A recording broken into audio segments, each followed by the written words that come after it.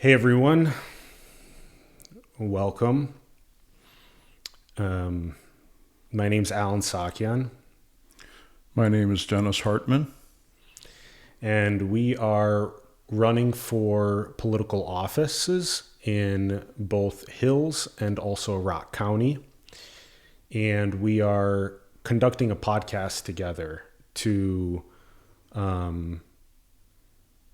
let's say which offices. So I'm running for Hills City Council to be a member. I am running for Rock County Commission, District 2. Yep. And we are conducting this podcast to speak about what we've went through in the last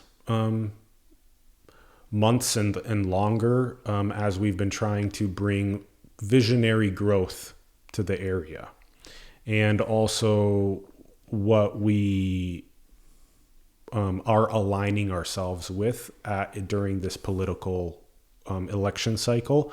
So for you to know what you would be voting for if you voted for us. That is correct. Yeah. Cool. Well said. Great. Dennis and I are going to spend a good amount of time on this podcast summarizing a lot and also explaining the future that we would like to build. And what we would like for this video to do for you is we would like for it to be your choice point in the upcoming election for if you resonate with the ideas that are shared, and if you resonate with the subjects that are discussed and of the future for yourself and your kids and your grandkids, then it will give you a clear idea of what you would be voting for at the voting booth this election cycle. So we hope that this video can live ongoingly as a permanent asset online for you to always be able to sort of come back to and to point people to for what you would want the future of the area to look like, and what things we've said that we are committed to, and also what we're going to lay out a good plan for the future that we hope resonates with you, that you can be a part of in actualizing and bringing your own creative contributions to. Keywords, being a part of. Yes. It's important for everyone to know that we are wanting to join with other people to make our communities better. Alan with the City of Hills, myself with Southwest Rock County. Yep. So Dennis's District 2 incorporates the City of Hills and also the City of Beaver Creek, and also 3 townships: Martin Township, Beaver Creek Township, and Springwater Township. That is correct. So he's broader in that scale. I will also be speaking to some things along that way. And we want to have a collaborative growth for this area of our little corner of Minnesota that is has so much potential, being right on the Sioux area metro. So much potential. So let's start off with, we got a big outline and list of things. Let's start with Dennis speaking to. Dennis has lived here a long time. 29 years. I am one of the very few business people that has started my business in Sioux Falls, South Dakota, and decided 1 year after that to move it to the Hills, Minnesota area. So a little unique, and we would like to work with making that less unique and more common. Amen. I moved my family here in 1997. We purchased the Schneekloth acreage, just 3 miles as the crow flies to the northwest of Hills. and we have enjoyed this area immensely. The peace that is present here is most appreciated. Yeah, and you also let's have you speak to the businesses that. Oh, sure. Yes. Cabinet Works is the business that I moved from Sioux Falls and have grown. We've been doing that for 30 years. So that also has transpired into giving me the opportunity to purchase a cafe that was going out of business and closing. That, of course, would have been Hidden Hills Cafe on Main Street Hills. So we improved that property, hired people, and started the Green Rail Food and Spirits, and have run that for about 2.5 years.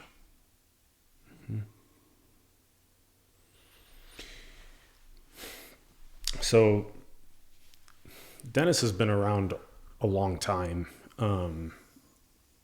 He's been around here and he's been able to sort of see what the area has went through, but also why it hasn't really taken off as much as it has the potential to. So that is a great source of frustration for me. Was to be here in the beginning and seeing the few businesses that were here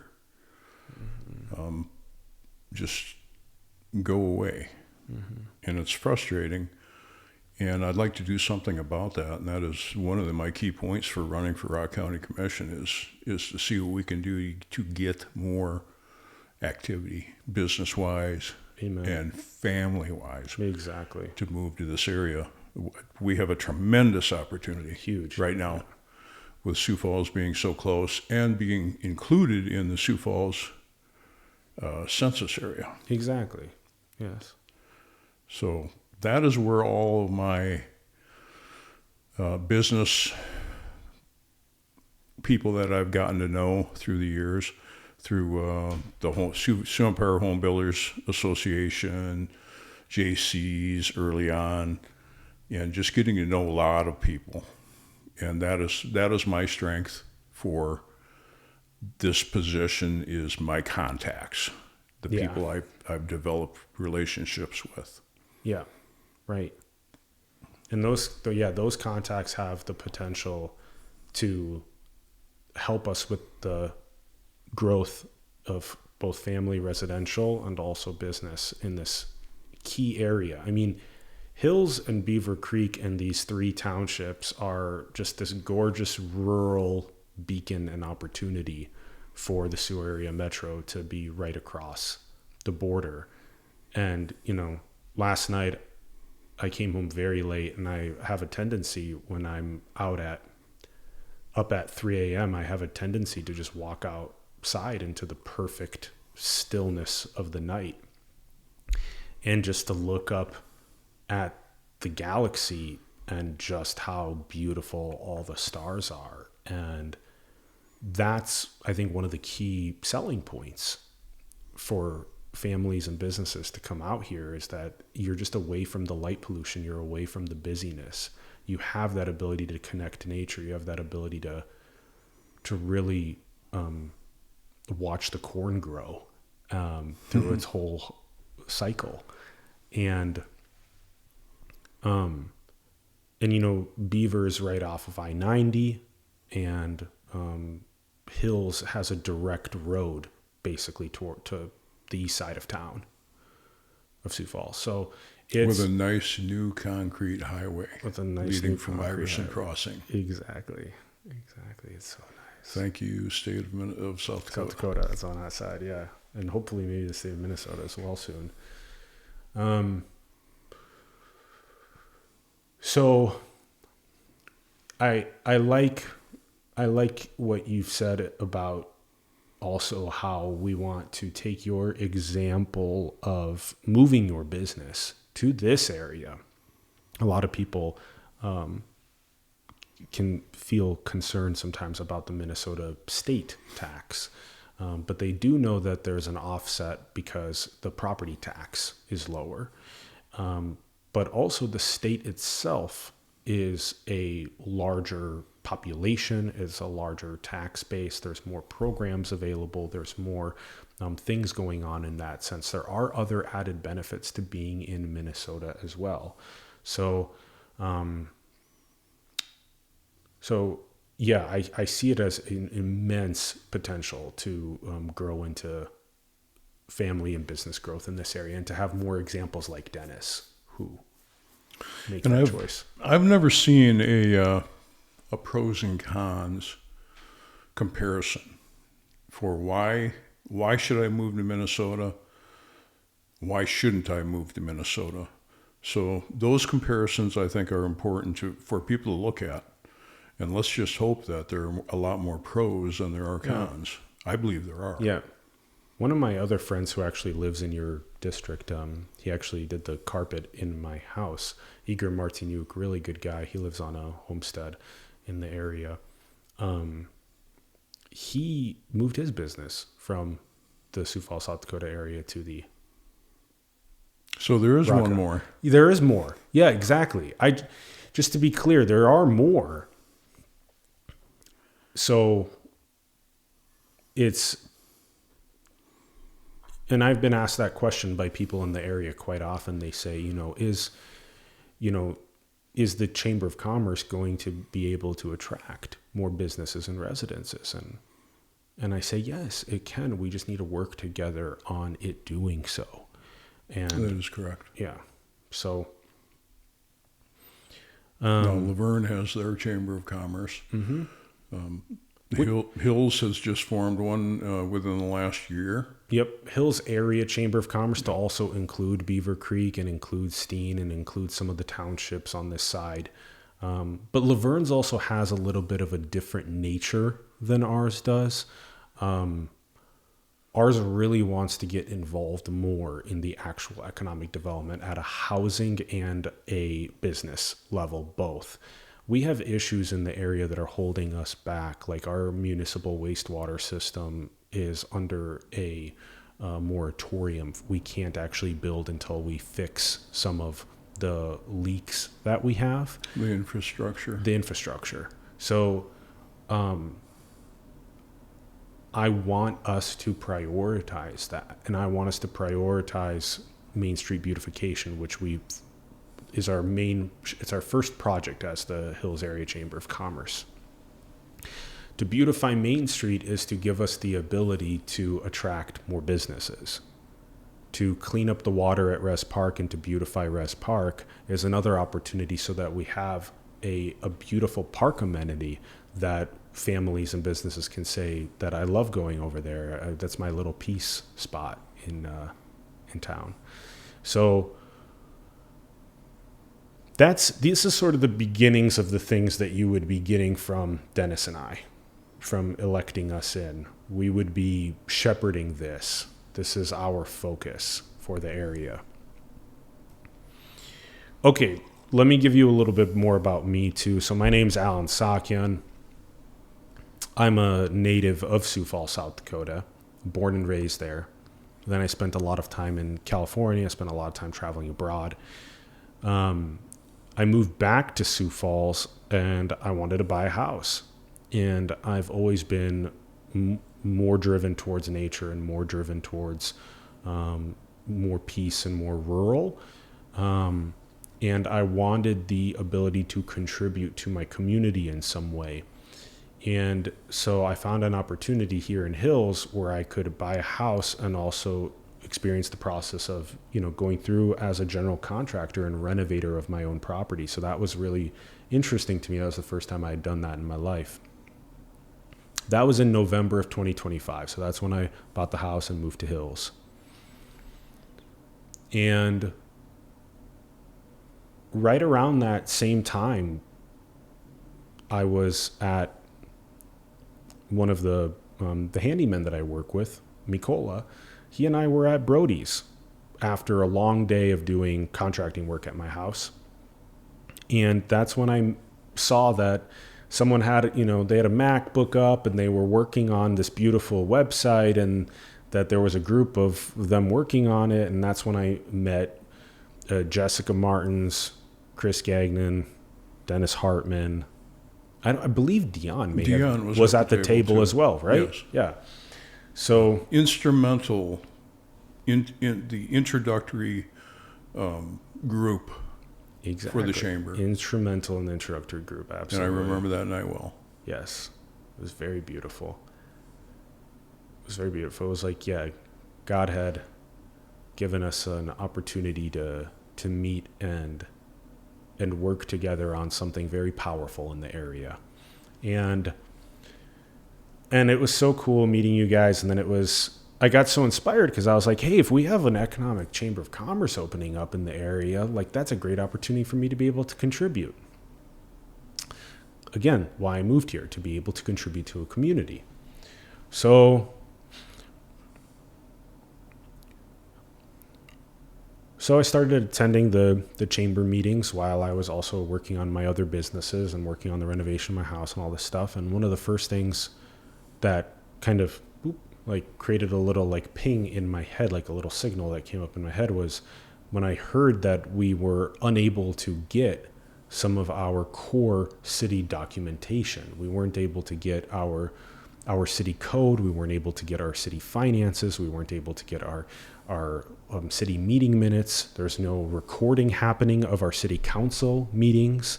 And immediately that created a ping for me that if I'm a taxpayer, that means that taxpayers are protected in this way across the United States by federal and also by state law. They are protected so that taxpayers can gain access to their city code and their city finances, preferably through the click of a button on a city website that's accessible 24/7, 365. Correct. So, it created a little bit of okay, well, how can a chamber of commerce, how can it promote the growth of an area if it fundamentally also doesn't even have access to its own code or its own finances, especially if it wants to do things like work together in a financial way. A lot of chamber of commerces across the Sioux area metro and also just around the United States in general, they work in a very harmonious lockstep way with their cities. Absolutely. And then they work together on actualizing They're partners. They're partners. Exactly. They're partners, and they actualize a beautiful project together.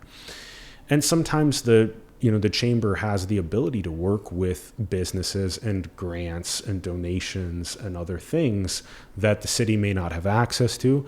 And sometimes the city obviously has access to its taxpayer purse that then can have allocations done by city council members for an economic development project. So I began wondering what was going on. So this was my introduction to the economics and the politics and the growth and the social fabric of the area, was my concern also around what was going on where I could not get access to that. Why had I heard repeated stories from business owners and residents from the area saying that they could not get access to this information, and that this information was also not being listed on a city website? Why was there an added layer of friction where we had to go in a very small designated window of time that was available to go to the city clerk to be able to get the information? And then depending on how busy the city clerk is, what other things the city clerk is going on. And then also, this is being experienced across the United States, but does the city clerk like you or not? So the USA is going through a process of cleaning some things up. So there are specific non-discrimination clauses in the state laws. It does not allow you to discriminate against somebody for their skin color or for their religion or for their socioeconomic status or for anything. Because this is, again, public data. This is a taxpayer purse. So I had a big baptizing into a deeper introduction into all of this information that I also wasn't as privy towards. Mm-hmm. Well, you see, Alan, things just aren't done that way in the little town of Hills. They just aren't. There's no need for people to have this information.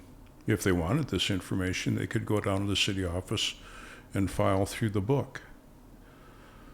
But you see, we have a younger generation growing up now that wants to access not just a little bit of information, all of the information at the click of a button.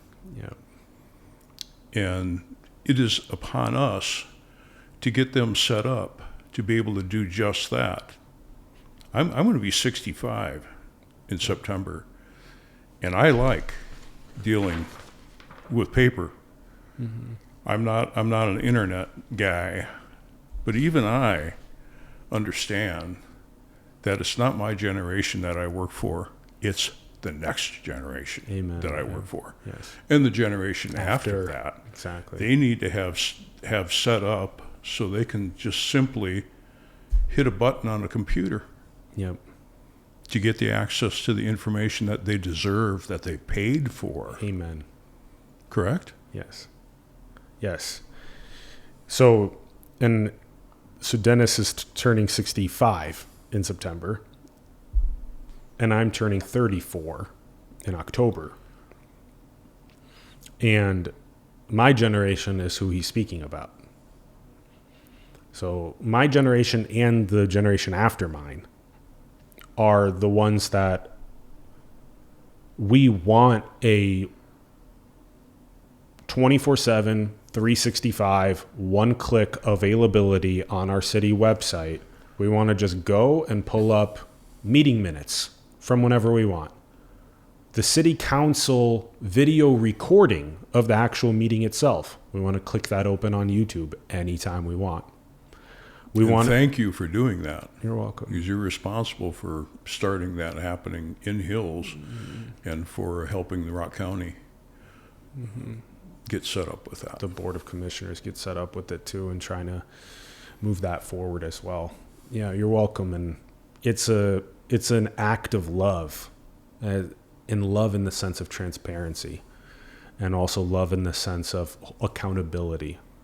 And you haven't sent a bill yet? No, I have not sent a bill, and I do not plan to. It's unheard of.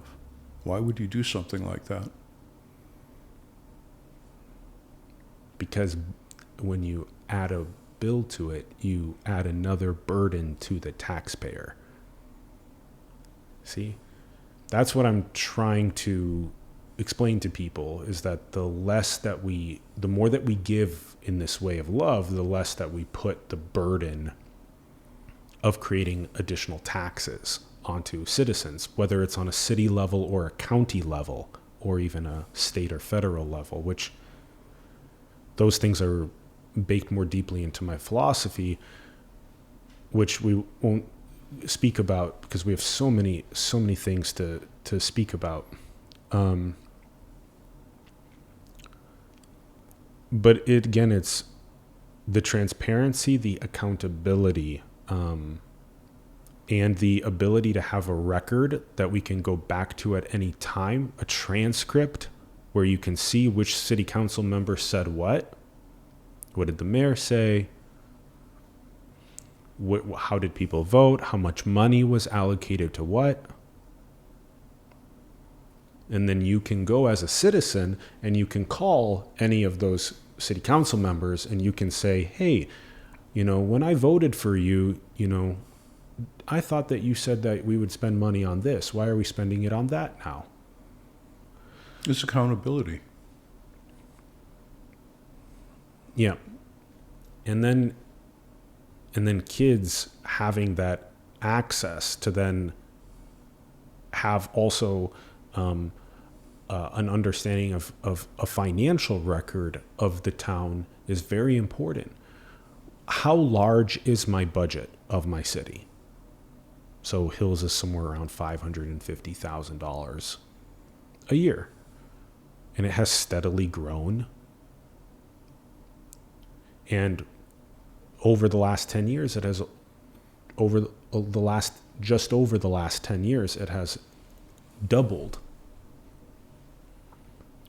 So we used to be just under 300,000. So why are we not seeing a proportionate amount of business and residential growth? It's a good question. It is.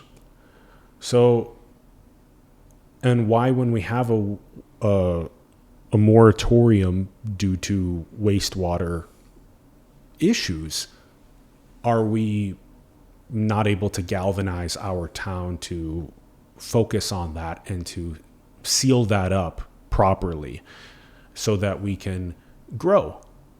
And what, like you said, what needs to happen for us to grow in that way in the long term?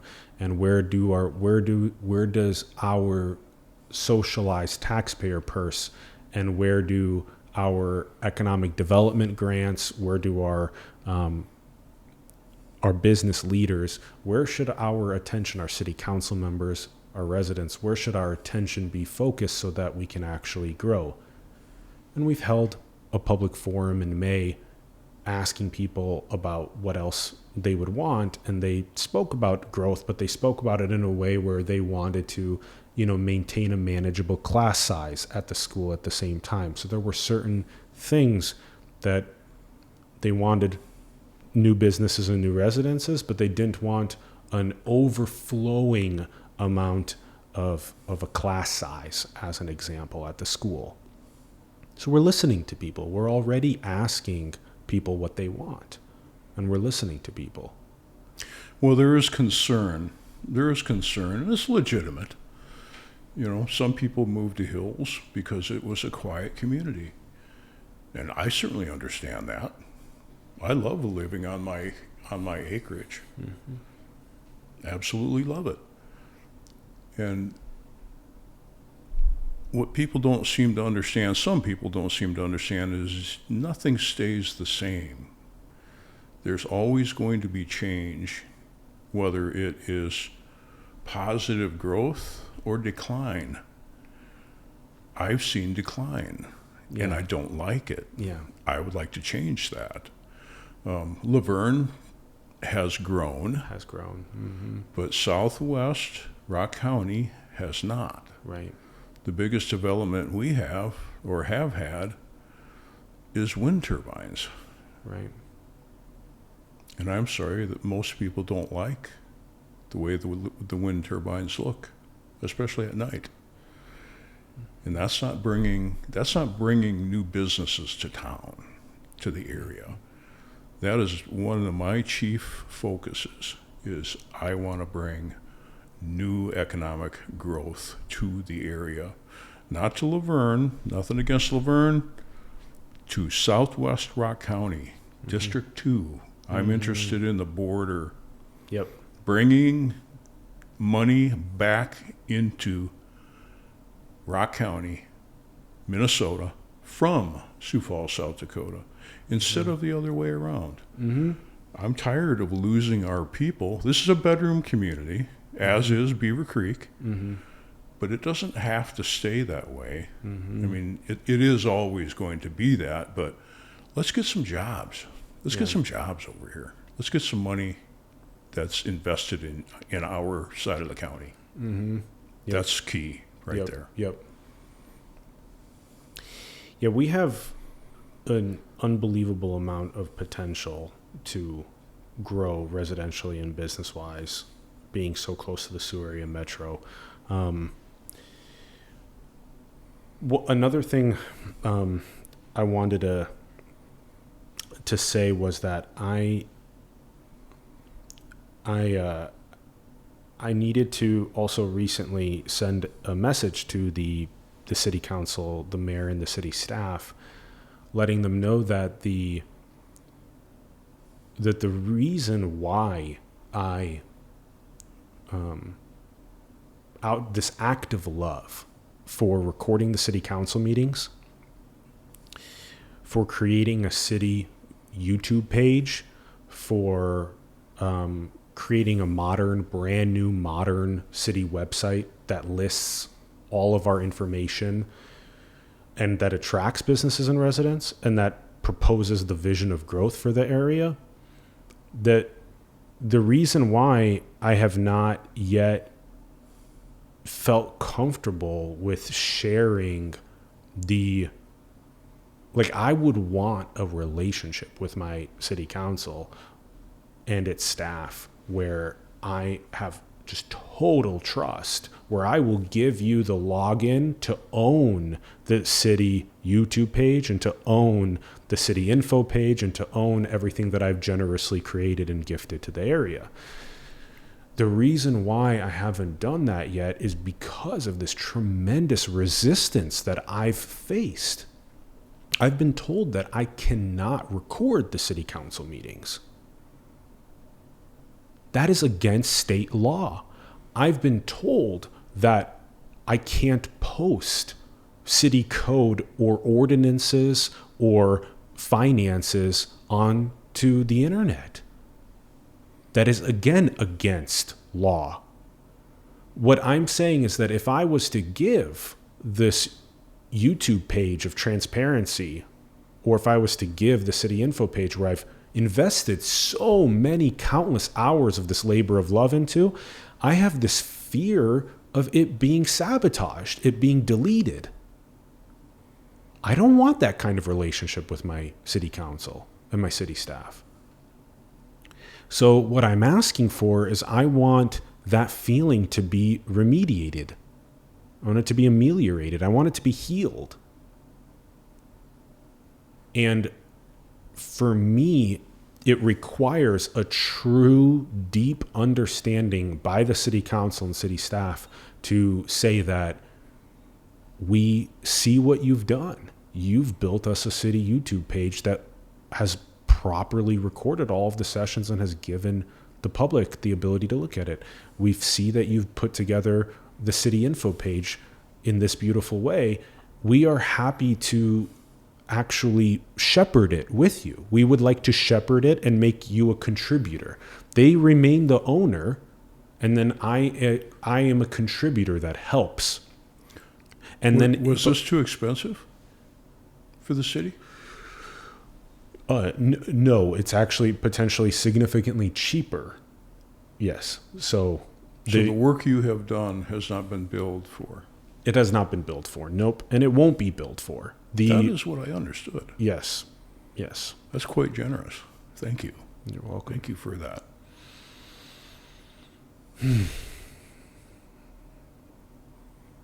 You're welcome. And I felt that love also. You're a good citizen, Alan. You really are. Thank you. You're an excellent citizen. Thanks. I felt that love. I appreciate the love from you, and I even felt it from the current city council after I proposed this website. After the April meeting, when I proposed the website, after the meeting, I was told by the city council that they appreciated the labor of love, and they could see how much love that I poured into it. So there was a moment of recognizing, and I've told them that that's the deepest connection I've ever felt to them before, because it was the moment where there was a true seeing of each other in that moment and how we can work together. So I would like for all of this information to be passed on in a way where it is owned by the city, and then it can bring on contributors. So instead of currently, if the city wants to make any updates to a website that is very outdated and it doesn't have even a small portion of the total amount of information that I've put on the existing modern one, that if there's an update that needs to be done, nobody in the city council nor the city staff does the updating. They give it to Lexi Moore, who is the web developer that has maintained the website. She's a former mayor, and I believe the one before Keith Elbers. And it's just, I'm not quite sure how much money in web development costs that is associated with for every time that there needs to be an update. Ring, ring, ring, ring. Hey, could you make this addition for us, please? Yeah. Just in comparison to a city council and a city staff that are trained on Squarespace, which is just like little Lego blocks of clicking and dragging and editing things, very simple and easy. And where when they want to make an update or an edit, that they're all trained in with their logins about how to go and make that update and make that edit. Is that something even I could do? And you know me. We're at the threshold, Daddy. Yeah. I'm just now starting to figure out what my smartphone can do. Yeah. I do believe that it is even something that you could do, that I could show you, and that if I can do it, anybody can do it. Yeah. So, I want to get to that point with the town, and of course, me running for city council and potentially being elected into office also makes this tremendously easier as well, where I can help. It would. I can help shepherd in the transition from the old website and the old infrastructure to the new website and the new infrastructure, again, completely free of cost, where I'll train everybody on the city council and the city staff to be able to make edits. And it would be a no-brainer. I mean, in April, the motion to move forward with the new website, it was right at the edge. We had a quorum, and there was a clear amount of desire and interest in the beauty of this website product and the amount of information that was being displayed on and what it could do for the growth of town. And then it was stopped. It was stopped, and it was... Why is that, do you think? Well, it was claimed to be stopped. Anybody can go and look at the April city council meeting, and it was stopped because one of the council members, Councilwoman Vicky Buswitz, was not present. The rest of the council was present. But isn't that why they have a quorum? That is why they have a quorum. In case someone is missing. Yep.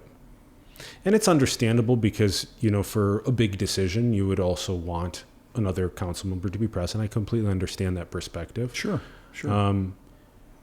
And also at the same time, why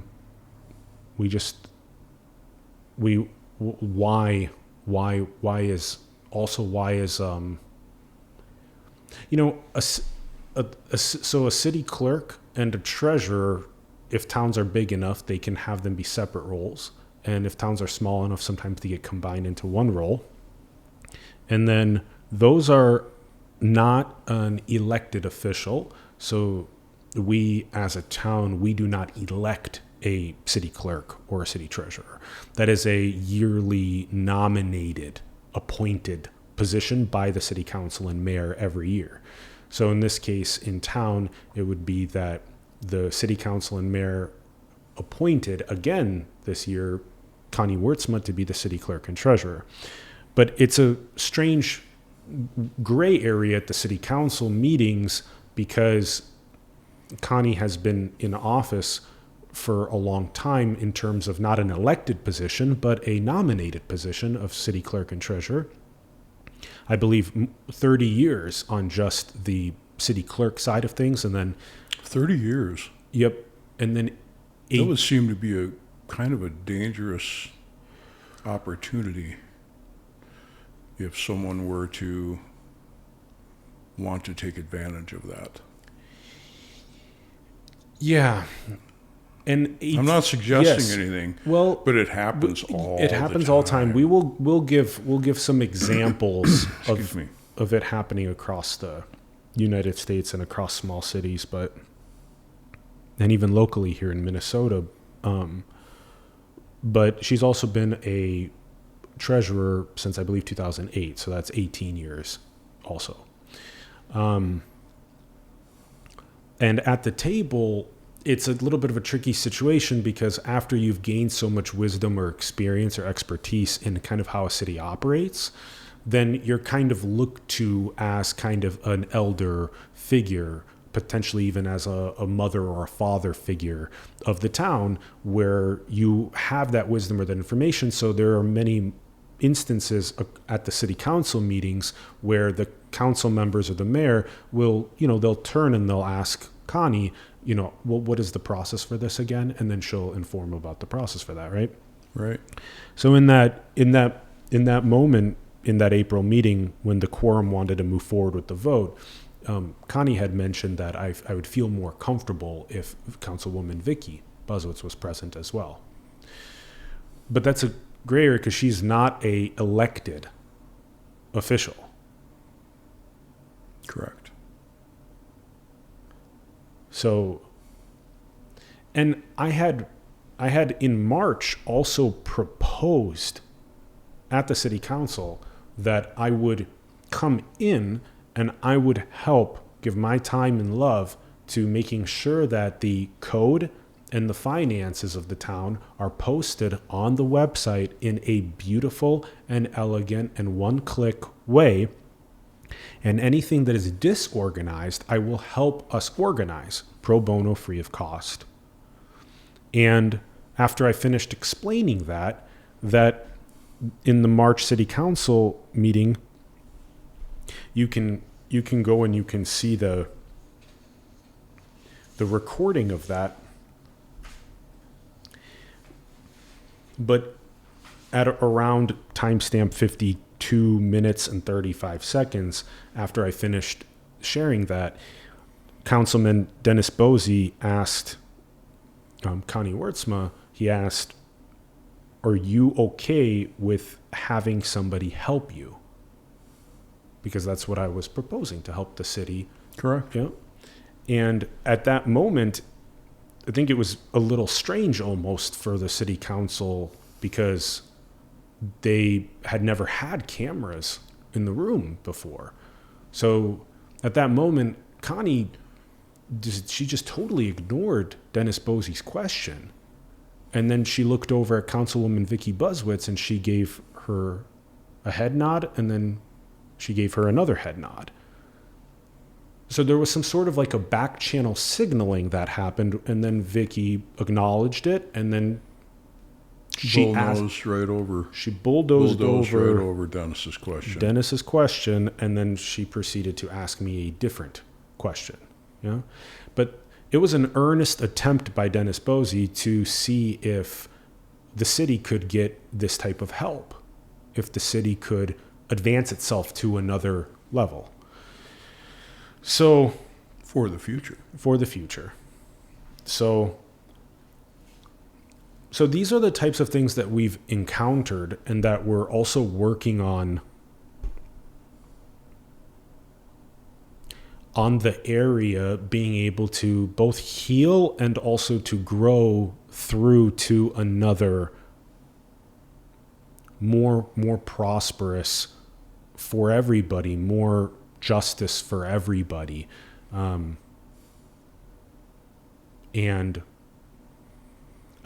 I'm just grateful we got to get to that example. There's more examples like that we'll get through. Go ahead. To get back to what I was talking about before, I didn't really elaborate on it, was why people moved out here in the first place. They wanted the community because it's small. The schools are good. They don't want any change. Now, this is not everyone now, but I do understand the people that do feel that way.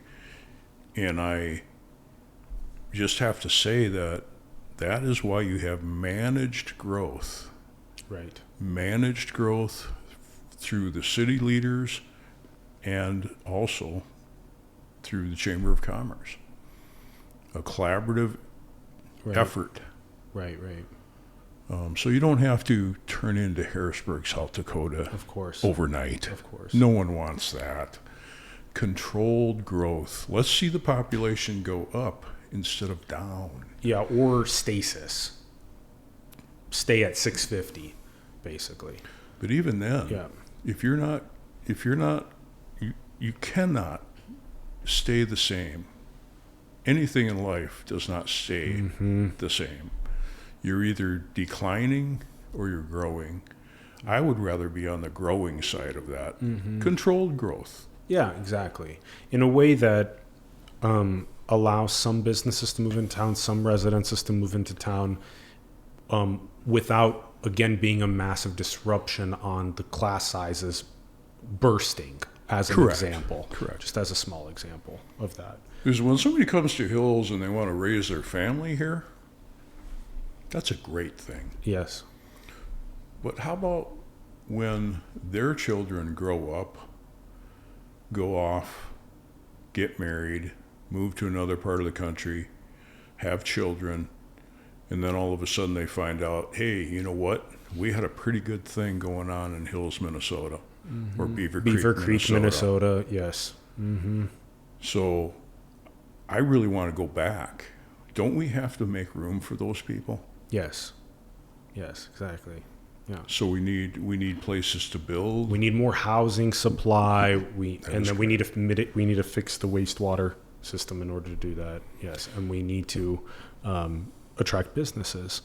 Yes. And we also need to help the people that don't have the money or the physical ability to fix their places up so the town looks nice. The beautification of the existing homes was another big thing that came up at the public forum that you and I hosted in May. So there's a big renovation. Exactly. And there are incentives that we can create in order to incentivize the renovation of the homes that look a little bit not as nice as some of the other homes in town. So it's a good project for the church. It really is. For the church, the people of the church, to donate their time to help out their neighbor. Yep. Oh, yeah. Yep. That's what the church is all about. Yep. That's a huge running point for both of us, is helping the existing homes become more beautiful as well. Yeah. We've done a lot of free flowing, actually. We've covered a lot of things, but we've done a lot of free flowing through the points, which has been great. I would like to also bring up how your experience with you asking for city data. Sure. I believe it was in 24 when I went down to the city office and asked Connie for copies of whatever I could get my hands on, so I can understand how my city works, what the ordinances are. You know, I bought... Especially when you're running the green rail. I bought the green rail in 2024, in October of 2024. So I became a taxpayer at that point. And I began to care more about how my city government works. Are they healthy? What can I expect from my city? I'm paying them. I want to understand them. So I didn't get anywhere with that. A short time later, I was asked by a former mayor why I needed the records. And I tried to explain it to him that I need to understand how the city works, the budget. I need to know how healthy this community is and what the future growth potential is. And I was told that it would cost $1 a page for county to make copies, which I agreed to. Now, to this day, it's 2026, July 2026. There has not been a dollar bill that left my pocket, nor a check written for any copy that has been supplied to me.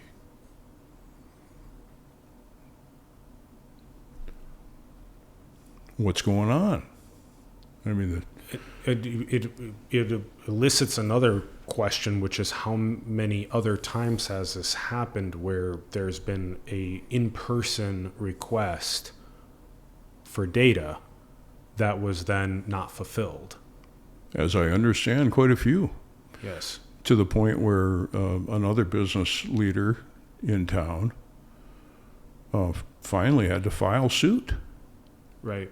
To try to get the records, and to this date, I don't think he's gotten all of them yet. Right. I don't know what's going on. The number one question I'm asked by anybody on the outside that sees what's happening here is, what are they hiding? I don't know. And we hope the answer is nothing. We hope, yes, we hope that is the answer, or at the very least that something was done that would embarrass somebody. Right. That would be the greatest thing, right, if that's all it was. Because we can just heal but that. We don't know. Yeah. We shouldn't have to file a lawsuit. Right. To get the public records that we right deserve. Right. What's the holdup? Right. Yeah, I noticed when you're telling your experience of the struggle to even get the city data, financial code minutes, that the amount of people who had told me that was alarming to me, that I could not take photos of the ordinance. You cannot take photos of the ordinances. You know, do not post this onto the internet. Okay, but does that mean we are disorganized? Is that what that means? You know, in the highest light, you know, if I could, in the most benign way possible, what's actually happening? Are we just extremely disorganized and we don't want to put up one version of the picture that I took of the ordinance, and then actually that wasn't exactly the right one given the fact that it's been changed in this way, or what have you. So are we also acting as some sort of catalyst for the city to put itself in order with a master register of all of the information, a master code, a master ordinance register, a master resolution register? And that's what the city law library is that I put together on the info page. It's the beginnings of that. So we can have a master file of the finances, a master file of the meeting minutes, a master file of the ordinances and resolutions, a master file of all of the recorded city council meetings with their transcripts and their agendas and their summaries. That's a healthy, digital, modern government. It is. And it's because of your efforts, several other people's efforts, that the city is taking this seriously. They have not been felt the heat to do anything. Apparently, no one has ever asked for the records before. And even if there have been asks, another issue is that in small towns, that you, especially after a long period of time, you can sort of begin kind of gaining asymmetric power over the taxpayers. So, meaning when one of the citizens of the town walks in through the door, if the city finances and the city code, if it is not meeting minutes stuff, if it's not one-click accessible on the internet, then you are acting as the bottleneck for them to get the information through you. And then there can begin to get some sort of an asymmetric power imbalance where you can... Why do you need the records? Yes, correct. Which is illegal, as I understand. It's illegal Correct. to ask. And I will read it again because we needed to bring it. We brought this up while we were asking for records because we were told over and over and over again, why do you want the records? Why do you want the records? And we had to bring, this is Chapter 13 of Minnesota Government State Law, the Data Practices Act. This is Statute 13.05, Subdivision 6, that says there's no justification required. A government entity cannot ask you to state the reason for or justify your request to access public data. So, anyone can inspect public data for free, and agencies must fulfill requests equally regardless of who is asking. And this is also with same-day/timely access. You know, we're talking you being approached by former mayor, by Keith Elbers, after he's out of office. So if you're approached in 2025, Keith Elbers no longer has a mayoral role and he doesn't have a city council role anymore. And this is what I've sort of alluded to with when you have these elders of the town that have taken also these more fatherly or motherly roles that city council or the new mayor will ask for help with, that then Keith felt or was called to the need to let you know after he's been out of position that he's letting you know that why do you want the records? So that means for some reason Connie and Keith, the elders that are motherly and fatherly figures for the town, they perhaps are not familiar with the nuances of state law that prevent them from asking for justification. And that's a big deal. And we've made that reflection very clear to them. In the May 12th City Council meeting, I explicitly said that at the forum that was there, that it's very important to be aware of data law and not be violating it as a city. This is very, very important. Not only the no justification, you can't ask for justification, but you also cannot discriminate. You cannot begin telling me, and I was told that I'm disgusting and that I don't know why anybody would want to be your neighbor. And so what was I doing? I was asking for the disbursement register from 2025. And so I'm attempted to be shooed away from my own personal city's finances in this way. So we have violated two state laws. I have no problem with honoring the past. I have no problem with honoring my elders. I have no problem with honoring the elders of this land. I have no problem with that. I am also asking for, very gently, but also firmly, for the information that I'm communicating around these two state law violations to be transformed in your hearts and in your minds and in your spirits, because we cannot have this happening anymore. We can no longer ever ask for justification, and we can no longer ever discriminate. We just cannot. That is part of an old pattern of human behavior, not only in hills, but also across the United States in general, that we are trying to clean up and change for the next generations. The city belongs to all of its citizens, Yes. all of its business owners, not just a select few who happen to have the right last name. You're right. Modern society, and you can see it here, modern society does not work that way. Yeah.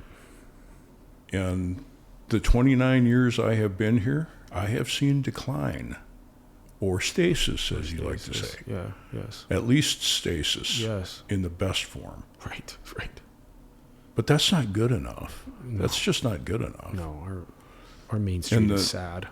We've had conversations about why is that? Right. Why have our city leaders, past and present, not promoted this town? Right. Is it because they want to hold on to the power and the purse and control it? Right. It's an important question. It's an important question, yeah. I think it is. And it's being faced across America. It's very interesting, yes. And then we're also looking at intimidation. Yeah. People being coerced and intimidated. Right. And afraid that their kids will be bullied in school if they don't go along with the good old boys club. Right. Right. I'm sorry, but there's no room in the future for the good old boys club. Amen. Not in my world. Same. And I'm not going to bow down to it. I'm not going to be intimidated, bullied. I won't allow myself to experience that. In fact, the Green Rail, right, is no longer in business. Right. Just recently. The end of June, 4th of July weekend, we shuttered the doors for the last time. Why? Because I wouldn't go along with the good old boys club. Right. I was boycotted. And you know what? That doesn't hurt me at all. I'm a big boy. I'll stand up for myself, and I'll come out of this great. Yeah. One door closes, so a better one can open. The people that it hurt, Alan, were the people that worked there. Mm-hmm. Mm-hmm. And the town. The town doesn't have a cafe anymore. Yeah. And what I decide to do with that building is up in the air. I mean, I've had people inquiring about it. I'm not at liberty to say anything. Mm-hmm. But it's my building, and I get to decide what happens with it. So whether the town gets another cafe, who knows? I know there are a lot of people that are missing it. But to get back to the point is there's no room for that kind of societal rot, I'll call it. It's rot. Right. Right. And I know you and I have, yes, and others have talked about trying to clean that up. Yes. And I'm dedicated to doing that. Same. Yeah. Yeah, and it's only right. Yeah, it's the crux of it is the question that you started the bit on, the bit with, when you said is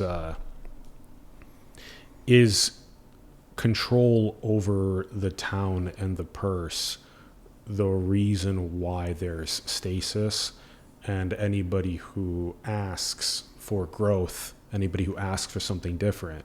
The 2024 survey that was conducted of the residents, so we had the Southwest Regional Development Commission we worked with them on conducting a survey for our town. And the residents overwhelmingly wanted change to happen. They wanted growth to happen. They wanted Main Street to be beautified. They wanted Rez Park to be beautified. They wanted the website to be more modern and transparent. They wanted better access to their data, and they wanted the houses to be rehabilitated. They wanted these things. And they were told that all of these things were impossible by the mayor at the time. And why would you spend all that money to have that done? And then, just to ignore it. And then they voted in a different mayor. The town voted in Jim Susie as the mayor, a different mayor. Because they wanted change. So that's interesting. We're still waiting for the change, and we're still hopeful, aren't we? We're still waiting for change, and we're also still waiting for the however many it was, 170, 80, I don't remember exactly how many people voted for Mayor Jim Susie to, who are you? And why did you vote for Jimmy? Because we would love to hear from you. Exactly. We would love to know who you are and what change you want Hills to grow into. And we would love to hear more from you. But as Dennis alluded to a moment ago, there's some sort of a mechanism, the same mechanism that had many of the business owners that were in the Chamber of Commerce get run out. So that same mechanism sort of threatened basically the foot traffic of local business owners. So if you are asking for this type of change to happen, you are threatening some of the old ways, and therefore we can boycott your businesses just like we did to the Green Rail. We can make you the enemy of the town. Yeah. And you experienced that at that city council meeting, didn't you? At the city council meeting, I did. On the May 12th one, yeah. Yep. You were made, we were made the enemy of the town. We hated the town. We wanted it. That's how we were portrayed. We were portrayed in that way. That is correct. And it is just the opposite. Correct. Yeah. And that is the kind of rot that needs to be rooted out. Yeah. And dealt with. And not only in Hills, yeah, but in a lot of places around the United States. Yes. I've heard the stories. Yeah. I'll bring that one up. So there's examples in Minnesota that are happening now. There's an example in Clear Lake, Minnesota, which is just about an hour or so drive to the northwest of Minneapolis. And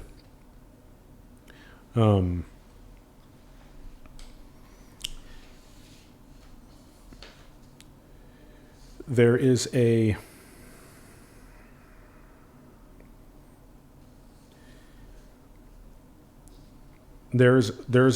we want this point to be heard, not because we believe that the exact same thing is happening here. We are bringing up this point because we want people to know that these types of things are happening in general, and that if things go unchecked, that they can lead to this. So that city that we're talking about, that town in Clear Lake, Minnesota, it has about the same population as Hills, around 650 people. And they're currently undergoing a lawsuit for around $200,000 in embezzlement. And the city council launched a forensic audit into it. And that's one example of many examples, not only in Minnesota, but also across the United States, where people are noticing that when you have a little bit too much concentration around of power around the towns or around the purses, it can be benign. We are saying that this could very much be benign. It's possible that there might not be any malevolent intent at all. We hope not. We hope not. Yes. But if things go unchecked, if multiple people start walking into their city offices and you have city clerks or former mayors telling you that, why do you want this? We don't want to give this to you. Get out of here. Then it can lead into things like Clear Lake. it can lead into examples like this. So we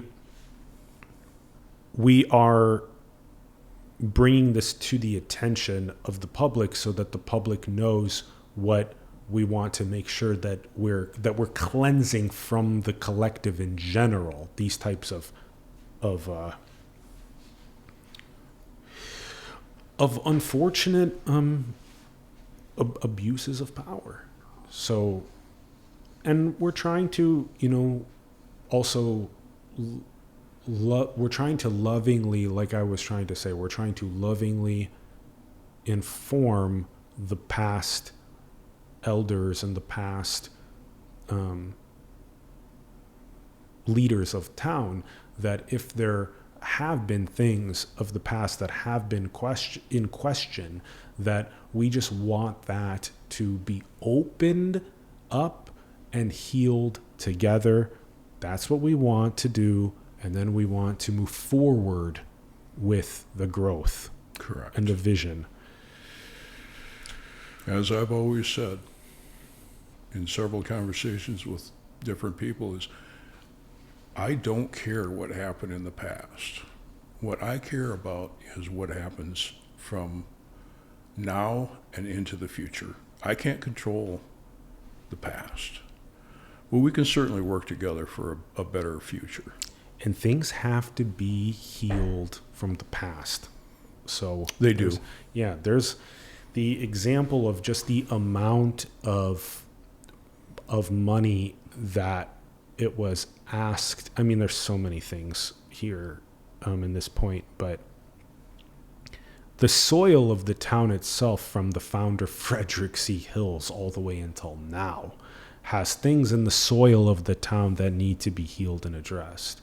We don't even know about the native indigenous populations that may have been in the area that were also potentially removed from here. We don't know. There are these tiny little bits of information about Frederick Hills actually being poisoned by one of the servants that worked for him. Why? Was he a good person? We don't know. What happened in the soil back then? And then we, start going forward some decades and we start seeing that, well, in the tax structures of the area and across a lot of America, that you have, if you're in the school district, but you're a large acreage owner, if you own like 1,000 acres. Farmer. If you're a farmer or if you're a large acreage owner, you can sometimes be disproportionately taken advantage of by cities or towns, because those cities or towns really want a new school, as an example, and they will do everything possible to stay alive by having that new school. But one of the main ways that they're able to help fund that is through the fact that these large acreages or farmlands are in the school districts, and they have to pay through their property taxes for those. And then there becomes this, if your cost per pupil at your school begins increasing, if we're talking $12,000 per pupil per year, $15,000 per pupil per year, as a farmer or an acreage owner who has a lot of land, you might start getting the weird, conflicting and confusing thing, which is that they actually don't want the school to have more kids. So they don't want more families to move in, because then they're going to be responsible for more and more taxes that have to be collected to fund that school. Ask a farmer. Ask any farmer. They'll tell you exactly the way they feel if they're informed. And most people, when it comes to taxation, they're pretty informed about where their money is going and how much of it is going. And there is a disproportion. That's something that needs to be fixed. Yeah. Healed and talked through. How it gets fixed is another question. Bring the players to the table and do the healing. Fix it. Do the healing together. And we had the opportunity with the rural service district to We do did. that, to do that healing. We did. We had the opportunity, and I purposely came to the city council meetings with the Minnesota statute all highlighted in advance, showing how we could, doing the examples that have already happened in other local towns, and bringing those examples to the table. Explain that. Yep. Excuse me. So, Rural Service District. so we had an opportunity to, there's about 22% of the land that is in the city limits of Hills, Minnesota, is land that does not get any municipal benefits like water, sewer, garbage, that kind of stuff. And Minnesota has, and most states have a designation in their state law where you can take and designate certain lands as a rural service district in contrast to like an urban service district. So here, like our houses in town, we get access to garbage, water, and sewer.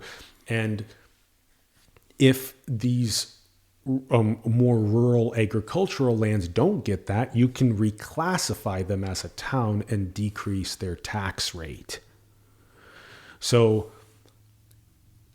we had an opportunity. Those edge of town farmers were asking, honestly, they had been asking and had been For years. for a long time, had been asking and asking and asking for this reclassification, because it makes sense if the land is just classified incorrectly, that you can classify it correctly, you can decrease the tax burden, and it's negligible. We're talking, approximately $2,700 per year. So that was about 0.5% of our city budget. That would have dropped to closer to maybe like $600 per year instead of $2,700 per year. So we would have maybe reduced the income from that by around $2,100 per year. So that's not that drastic when you look at, for example, when the city government chose to, in our eyes, in March, they chose to retaliate against Chris Gagnon. He had his SSP performance business in the Legion office, and he was paying rent of $500 a month. $500 a month times 12 is $6,000 a year. So the city was making $6,000 a year off of Chris Gagnon renting that office. And It all helps, right? And they chose to increase his rent to $825 per month. So a $325 per month increase in rent. And it can be, their argument was that he had not received a rent increase in a long time, and they wanted to bring his rent closer to the post office amount, which is the other renter of the Legion space, I believe. And it's understandable, that form of reasoning, but it's also very peculiar timing, very strange timing, because Chris was asking for city code. He was asking for city finances. And so this was also seen as a clear form of retaliative governance, which is also not allowed. This is not okay behavior to take a business owner that's asking for code and finances. Very odd timing. Very odd timing. And so what Chris ended up doing was he ended up exiting his lease. He ended up exiting his business there. He moved his SSP performance business into another business that he owns in town, another building that he owns in town. And he combined his businesses in that way. But the point is that if the city was willing to lose $6,000 a year in money, which is over 1% of our budget, by doing that rent increase. So when we're talking less than 0.5% of the budget, maybe even 0.4% or something of the budget, to just drop the land into a rural service district. And now I'll tell you why it's even more important is because after these years and years and years of these farmers' attempts to drop this land, rezone it properly into a rural service district, and getting told, we'll think about it, or maybe, or we'll get back to you someday. We'll get back to you. Yeah. So, by the way, the nepotism is very strong as well, because if you are somebody that the city government likes, and this is not equal justice, if you are someone that the city government likes, you will get what you want done immediately. You will get your request for funds or your request for a permit or whatever you want done, you'll get it done right away. If you are somebody that the city government is not fond of, and for some reason, then you will be told, we will get back to you. Well, so that's not the proper way to run a city government. That's not the proper way to run the city government. You need a very clear, in the moment, understanding of what's being asked, who is it being asked by, and can you treat them with equal dignity as you treat your own children? That's the level that we need to get to. I agree. That's the level we need to get to. So they were told, after being told, no, we'll get back to you, we'll get back to you, we'll get back to you, they were told that, no, we won't reclassify you into a rural service district. And then it's a little deeper than that, because they took a meeting with, this is just, it's a little frustrating to me. I'm going to say this with as much love as I can, but I brought the Minnesota statute in for them to look at of how to reclassify a agricultural land into a rural service district. I brought it in and I put it down on the table at the city council in front of everybody. I was there. Please, yes, take a look, understand it for yourselves. Not a single person except Dustin Verhey, who's the city works manager. He's not a voter. He's not a... He's a maintenance guy. He's a maintenance guy. So he's not going to be placing a vote on it. But only he picked it up and started to, hey, what was put on the table a moment ago, right? Let me understand this too. That's the whole point of Minnesota laws, is for you as a city council person to pick up the statute, to read it yourself, and then to understand, sit down at the table with these farmers and decide how can we move forward in a harmonious way. But instead, what the city council chose to do, they didn't read the Minnesota statute, and instead they went back to their father figure. And Who was that? And that's the former mayor, Keith Elbers. And they said, we would like to vote for Keith Elbers to be our real estate consultant on our consultant in general on the rural service district issue. Who is the same person who for kicked 12 the can years down the road, who for 12 years was the mayor all along, and did not create closure on this subject. And so now they took a meeting, and the thing is that I would have loved for them to do this themselves, the current city council and the current mayor. I would have loved for them to sit down with the farmers themselves. But instead, only Keith sat down with Jimmy, with the families, and it was very clear that Keith was the one that was in control, and that they needed to ask for Keith's blessing in order to get it done. But Keith's not an elected official anymore. He was voted out of office. Yeah. Because the people wanted change. And now what happens is that they said that, okay, well, if you're not going to work with us on the rural service district, then we're going to detach, which means that 22% of land, the big chunk of land to the north of town by the school, and also the big chunk of land to the west of the Rez, is now being detached, is in the process of detachment. So meaning the 22% of land that's in Hills City is going to go back to Martin Township. That's what that means. Which means that the city of Hills will get 0 tax dollars. So instead of going from $2,700 a year down to $600 a year.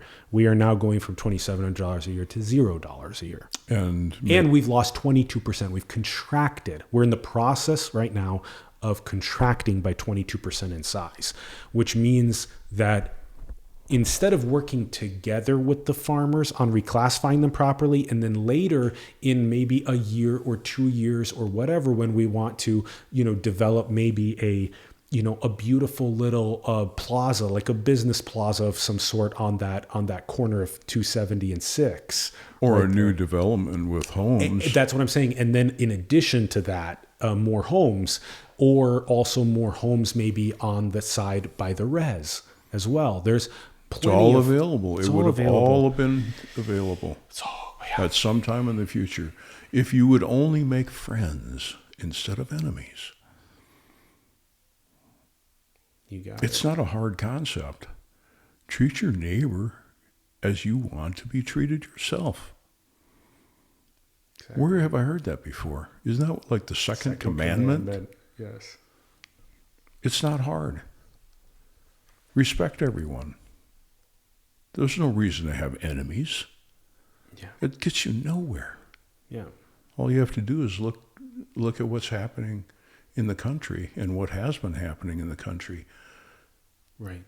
What good does it do to pit people against each other? Right. None. None. It's anti-productive. Yeah. It's anti-God's love. Yeah, for sure.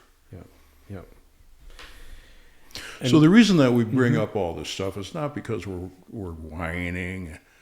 We want people to understand what we have experienced and the conclusions that we have reached, so that we can work together to climb out of that pit. How much easier would it be to develop the land if it was still in the city? So, this is what we're saying, is that, for an economic chamber of commerce to be able to attract businesses and some sort of maybe new strip mall on that corner, plus some new housing developments that are happening, we also have to fix the wastewater system and remove that moratorium on us. We're saying these things because we are familiar with what we faced as we've been trying to bring growth to the area. And we're trying to share how we can heal what has happened, but also to actually pioneer forth the vision for the area that we hope. So one more thing that, that is very... Actually, Dennis Hartman is running against Keith Albers for the District 2 County Commissioner as well. And so actually, I just want to say Keith helped me get into this house. Keith was who was representing the sellers. And so I got to meet him during that process. And he helped me get moved into this properly. He helped me with the green rail. Helped you with the green rail. I appreciate that very much. Yes. Absolutely. Yes. And I said that at the May 12th City Council meeting. I told him, thank you for that. And he also helped my mom and I secure another half acre of land on the south side of town. And he was over, even during the first snow that we had, even before I went outside with my shovel and then soon my own snowblower, he was already over. And I walked out and I said, hey, thank you so much for caring. I'll be out in a little bit to do it myself. Thank you so much. So I remember these things. I know there's a good heart. There's a reason why people... I know there's Keith a reason. Is not a bad guy. There's a reason why he was loved. He was served on the council for, I believe, 8 years, and then he was mayor for 12. So there's a reason. Right? It's just there are certain things, like at the May 12th City Council meeting, I don't know why he was so quick from his hip to just say that Rock County has the lowest taxes in all the counties in Minnesota, and that Hills, Minnesota has the lowest taxes as a city in all of Rock County. if you go and look up those two pieces of information, they're not true. There are other counties in Minnesota that have lower taxes than Rock County does, and there are also other cities in Rock County that have lower taxes than Hills does. And I was just very surprised by how quick he would just whip out those facts and numbers, which concerns me. It concerns me because I would rather have someone who can slow down in times like that and sit behind the computer and do the research or ask questions and that kind of thing. For me, it's harder to have somebody like that be voted for into District 2 County Commissioner. I would want somebody who's more willing to look at the information first and understand, like I know that you wouldn't whip out information like that if you had not fully researched it first. No, I don't know everything. But I can certainly talk with people and find out from people that are smarter in other areas than I am. Yes. And nowadays, young kids also have access to Ask AI, and AI can make mistakes, but AI is also this incredible ability to query a lot of data at once. So all you have to do is just begin to look up what counties do have lower tax than Rock County. And you can start seeing the list of the other counties that do. And you can ask other AIs, you can query into other places. So you can start looking into databases yourself, Minnesota State databases, all of this stuff, before you make comments like that. So there's been some other things, you mentioned this, you mentioned how this sort of, the green rail, what's happened to the green rail in the sort of indifference that's also happened around it closing. I've also seen an indifference around when Chris Gagnon was building the Hills Business Center. And I was very surprised when I would talk to city council members or the mayor and I would ask, have you been to the business center yet? Have you went and toured it and tried to understand, like, what is it going to look like in the future? What potential businesses could move in here? This kind of thing. Nobody had went and looked at it yet. And then because I was asking Jimmy walked over with Chris and I and looked together and we looked at it together. So it required me as a catalyst to try to, bring a little bit more of the city councilors or the mayors into the growth of the town in that way. And I would like a city council and a mayor who are actively walking into these new businesses or to existing businesses and saying, hey, Jessica, you and Rosa over at the studio on Main Street, what are you guys up to? They're in a process right now of buying the studio themselves, which is congratulations. Right. Beautiful. Own it, rock with it, do whatever renovations, improvements, make it yours. Amazing. Dion over at Brody's, what do you guys need? The locker, Jimmy's business, SNS locker, green rail, walk into the green rail. What's going on in the green rail, the business center? I want that energy on Main Street. That's the future. It's expected. It's expected. But it's non-existent. And I don't understand. Yeah. Did you know when I shut that business down, the Green Rail, the only cafe in town, right, what you would believe to be a valuable business in Hills, Minnesota, not one of the council people made a phone call or a text or showed up in person. Not the mayor, no one. It was crickets. It was like they didn't care at all. And maybe they don't. Right. It's a sad state, but it can change. It can change. It can change when you get some people that are driven, such as yourself. And you. And talented. Yeah. In so many different ways, different from mine. Yeah. It's so important for a town to have that leadership. Yeah. And I really hope the people of Hills elect you to the city council. Thank you. I think it's much needed. Thank you. And same with you for the District 2 seat. You bet. Yeah. It does have the potential to change in that way. I would love to see it change in that way. Like walking around and like, hey, like what new business is coming up, and how can we help and be a part of that, and Hills beautification, Main Street beautification, getting the citizens involved. Yeah. What more pride can a person have in their community than to help make their town more beautiful? Beautiful. And attract businesses and make those businesses feel at home with the residents, and it feels really good. It can happen. It can happen. It will. It can happen, and and it's a good question, because you wonder, is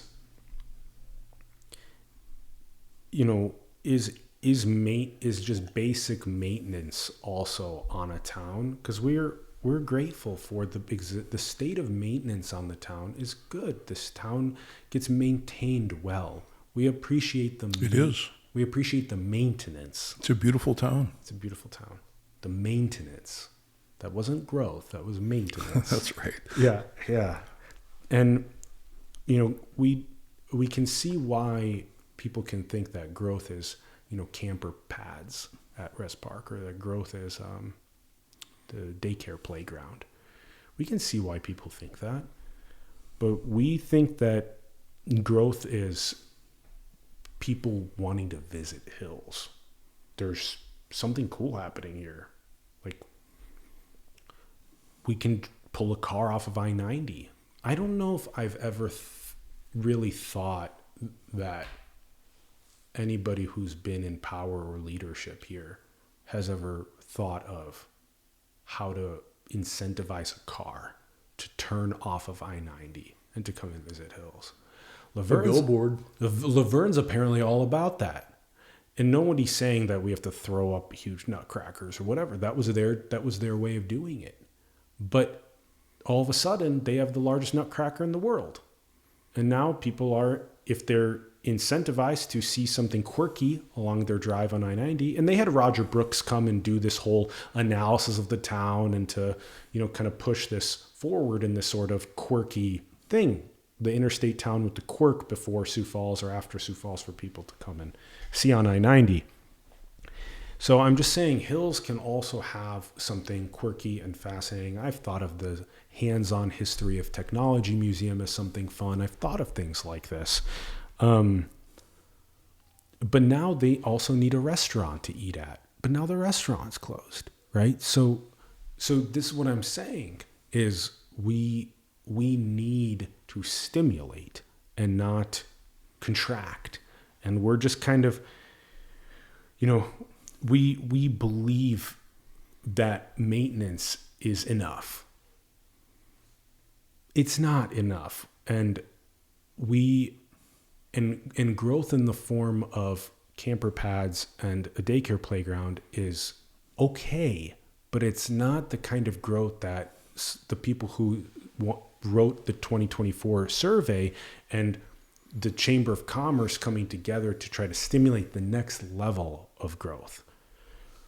Main Street is key. I really believe it is key.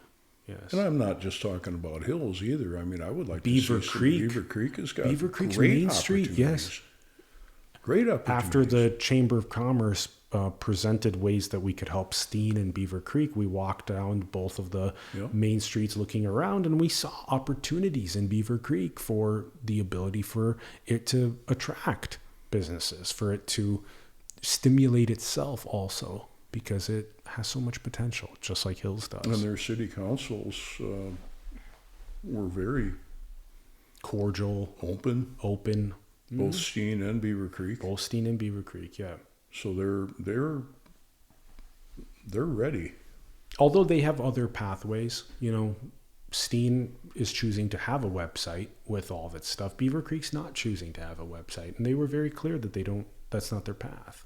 But they do inform their public.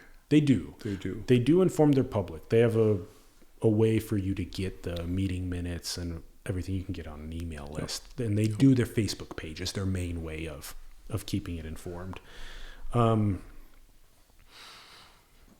So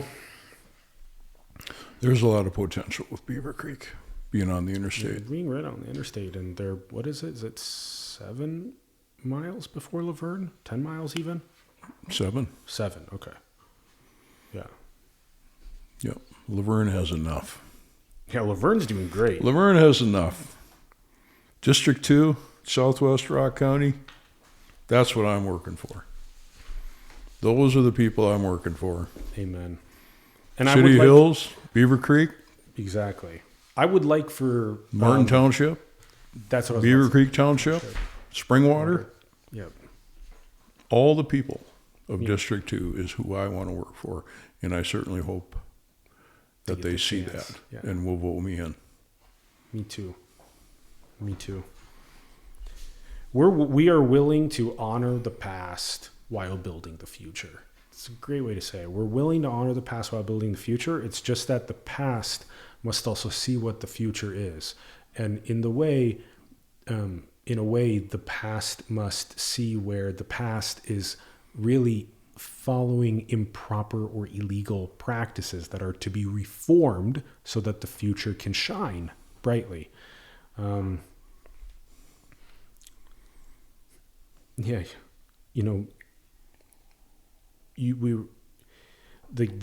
so old, like hearing, that it's going to take $1 a page to receive your data request, or even if you are saying $1 a page, it's really supposed to be $0.25 a page in Minnesota state law. But even then it's, or that you can't take copies of it, or that it's, all these things.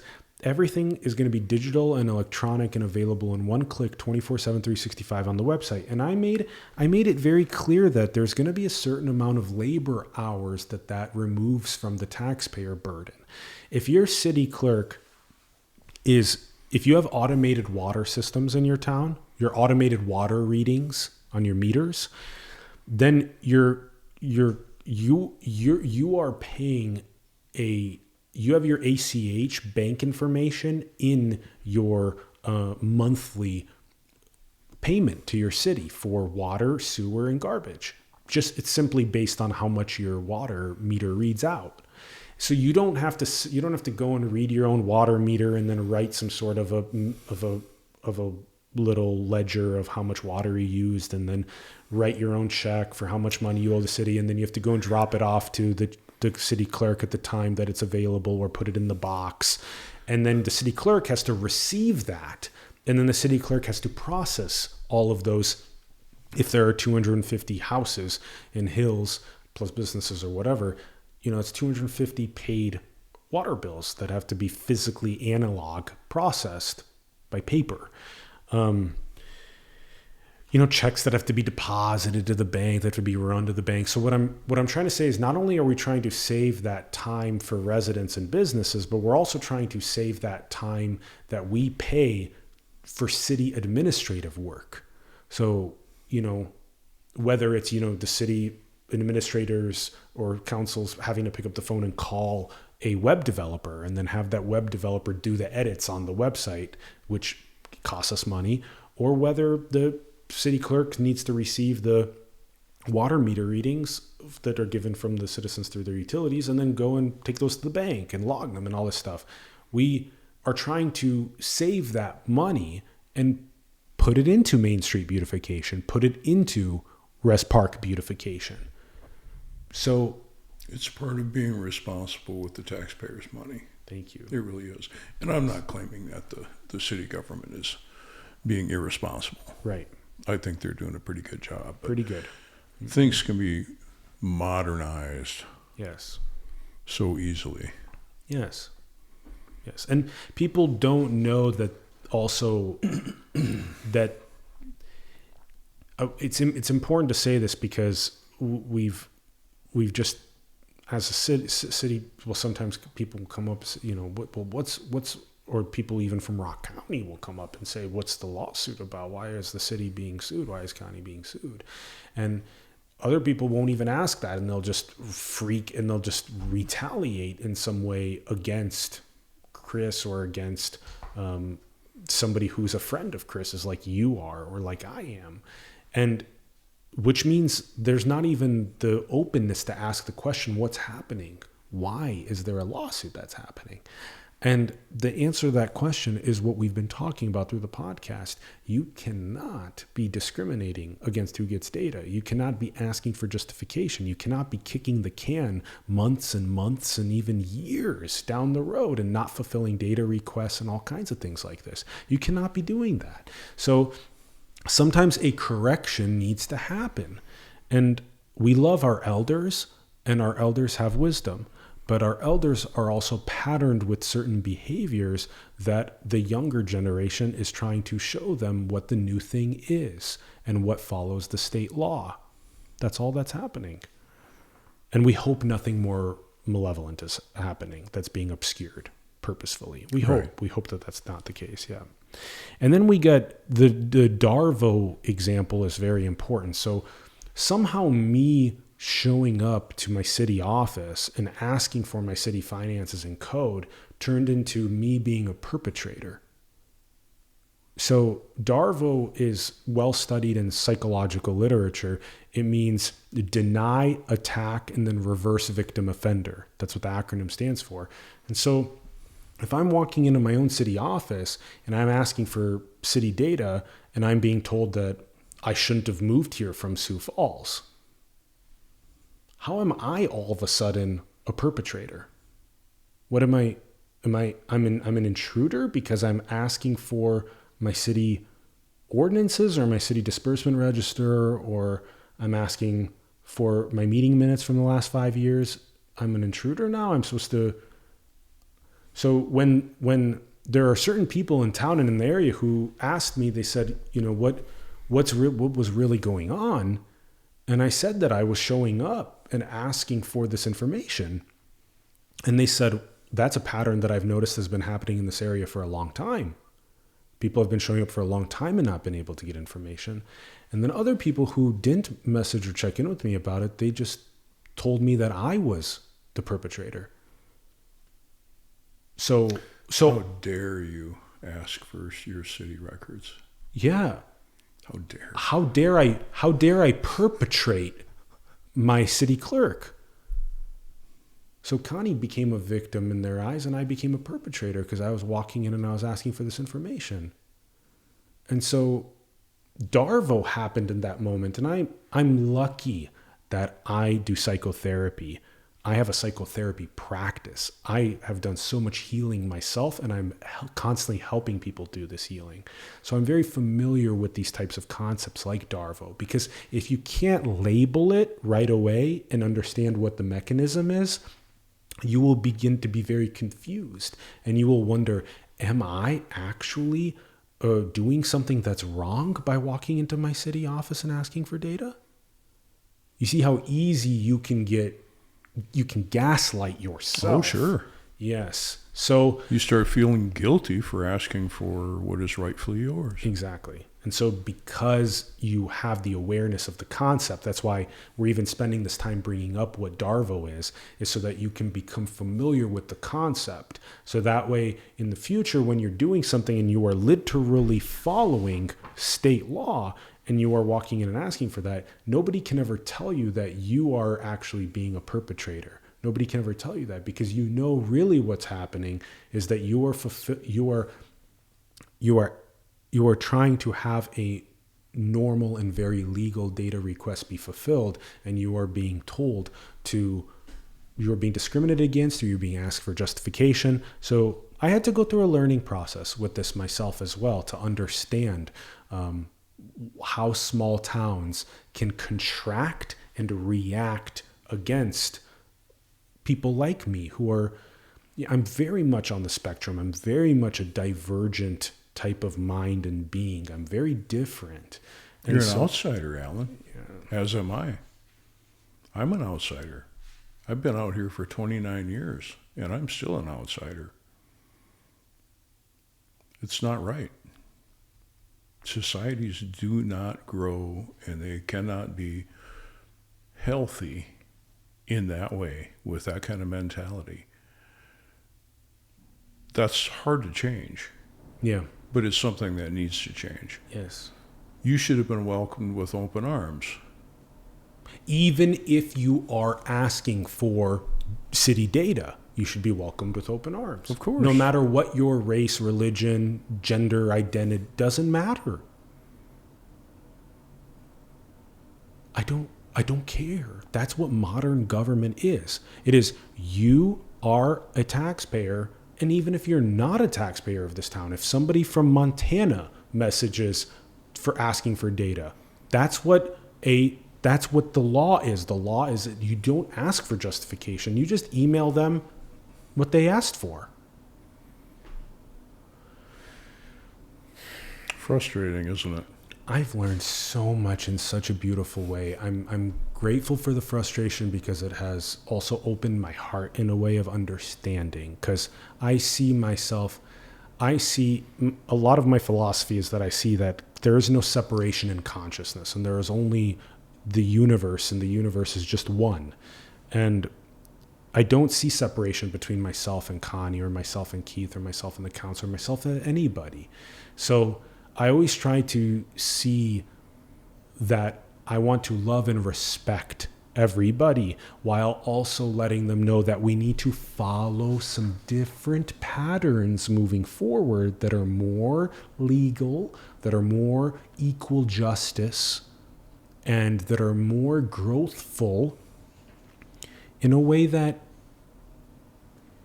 can stimulate and invigorate this area to reach a potential that children and grandchildren will say, man, I'm so glad we cleaned up the water at Rez. I'm so glad Main Street has 3 new businesses. Yeah. Right. Yeah. It has to change in order for those things to happen, Alan. Yes. It really does. Yes. And it can. But it's going to take a joint effort. I mean, I can't wait until the day that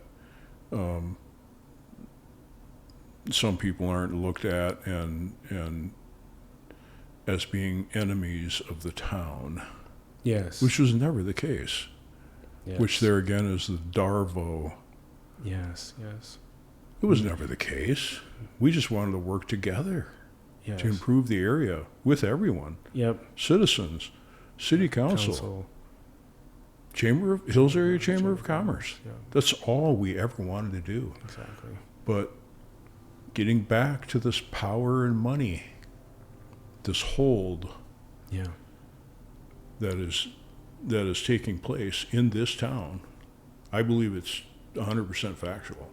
Yeah. It's a stronghold. And the stronghold has ways that it favors certain people and does not favor others. Yes.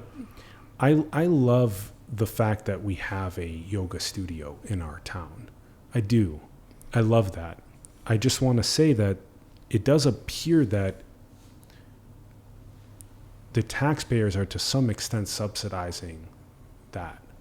And it's a for-profit yoga studio. It's just perhaps that contract needs to be gently, lovingly renegotiated a little bit. To at least cover the cost. To at least cover the cost. Correct. And I'm not really sure. I think it's Nicole Wertzma who is the founder of that. And I think that's Connie's daughter-in-law, I believe. But I believe the well is paying on the revenue register $50 a month for covering rent and utilities. And that's for hot yoga inside of the city office, in the room in the city office. So it's a for-profit yoga studio. So, and again, we like having a yoga studio in town, and we would love to keep having a yoga studio in town, but, you know, there's a certain amount of, favoritism in that way. So you get a really good deal if you're in the in-group. If you're in the good old boys club, you get a really good deal. And if you're not, I'm sorry. But that's the way that this government works. This old patterns of government. The new patterns of government would say, we love the fact that we have a yoga studio in town. Let's just make it so that the taxpayers aren't subsidizing rent, utility, that kind of thing. Correct. So maybe it needs to be $200 a month. 300 a month. I don't know what it needs to be, but as long as it can stay, you know, and as Right. long as people, Right. yeah, exactly. You see what I'm saying? And just, we want to still support it without the taxpayers covering the overhead of it. And, you know, that same thing is then true for every single possible thing that favoritism could be applied to. We want to have equal justice be given to who walks into the city office and who asks for something. We want, or the city council meeting and asks for something. We want the city council to not behind closed doors in one-on-one meetings be discussing their decisions on things. We want it to be right there on video for everyone to see. Do the whole deliberation. And to partake in. And to partake in it. Partake in the whole deliberation in front of everyone's eyes. That's what we proposed. We did a public forum in May, and then I went in and I proposed what are called public work sessions. You can have these work sessions for your government that happen where the city council will get together and, you know, maybe it happens in between the normal city council meetings, and maybe it only happens every 1, 2, or 3 months when big things are talked about. Like the rural service district was a huge thing. Oh, yeah. But all it appeared to happen at the city council meetings was that, hey, you know, we had this meeting and we talked about this thing, the rural service district, and, you know, it's... Let's take a vote. Let's take a vote. Okay, we're opposing the detachment of the, you know, it just... Or the website was another great example. You know, there was a huge reversal that happened in April. There was so much excitement around the website. And then in May, all of that excitement was vacuumed out of the room, and there were, you know, 20 people or something in the room. There's normally like 1 or 2 or 3 people who show up to the meetings. Oh, was that the famous fiasco that moved down to the Legion? Yeah, and some Was that the yeah, one? so exactly. Somehow there were 20 people in the room when I was presenting the website, the new website in May, and then everybody hated the idea of having a new website after loving the idea in April of having a new website. Yeah. And then there were, you know, 20 people in the room, and I understand that the concern is that there's, you know, what am I? I'm one person. I have a beautiful heart where I want to work together. I'm not going to go in and overthrow anything. But that's what the energy of the room was. Just You're trying to take over the town. And so we're going to, you know, make sure with our, you know, pitchforks and defense. pitchforks and torches. So yeah, that was quite the experience. I was there. Yeah, with you. And It's you on were there camera. with me, and Kelly It's on DeBoer. camera. Kelly DeBoer was there too, and she had a very emotional and cathartic experience around feeling unsafe being Yeah. in that room. It was just you. It was me, you, and Kelly DeBoer, who were kind of really the only 3 people who were saying anything about wanting the town to be transparent in its code and finances, wanting the town to grow. And there were, I don't know how many other people, 60, 70, 80, I don't know how many other people were in that room, but It was set up. there was... It was a setup. So and I felt her energy. I really felt Kelly afterward, because there was a lot she of... was upset. There was a lot of unsafe energy in that room.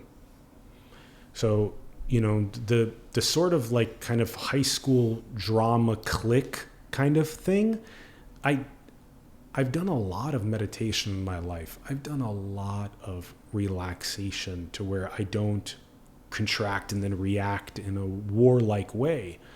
And so that's how I stood up there at the podium. I stood up at the podium and I spoke very softly. And I very much did not react in the way that people are very familiar with, trying to get somebody to react to something. And I just said that I want to contribute, and I want to clean up some of the practices that have been illegal in the past. And I stood my ground firmly, and then it was the emotion that Kelly felt. I'm grateful that she felt that, and that she brought that into my awareness as well, because the unsafety of that space is a pattern that small towns have used for a long time to run out Run the person out that's asking for transparency, that's asking for things to change. All it takes is a little intimidation. Somebody saying, well, your restaurant's going to close because of who you're friends with, or your restaurant's going to close because you're the vice president of the Hills Area Chamber of Commerce. I was expected to fold under that pressure. Right. Obviously I didn't, and now there's not a cafe in town. Yes. Unfortunately. Yeah. But we move on, we learn, but we never give in to coercion. Never give in to coercion. Yeah. Never. Never give in to coercion. And we see the example with Christ. Very deep. Never give in to coercion, ever. Always stay steadfast. No matter what. No matter what. Fear is the enemy. Fear is the enemy. Yeah. If you have no fear other than God, you are invincible. You are invincible. Exactly. Amen. I am invincible. Yes. Amen. Amen. Yes. Oh, it's so beautiful. I want to make sure we address whatever else is on here before wrapping up.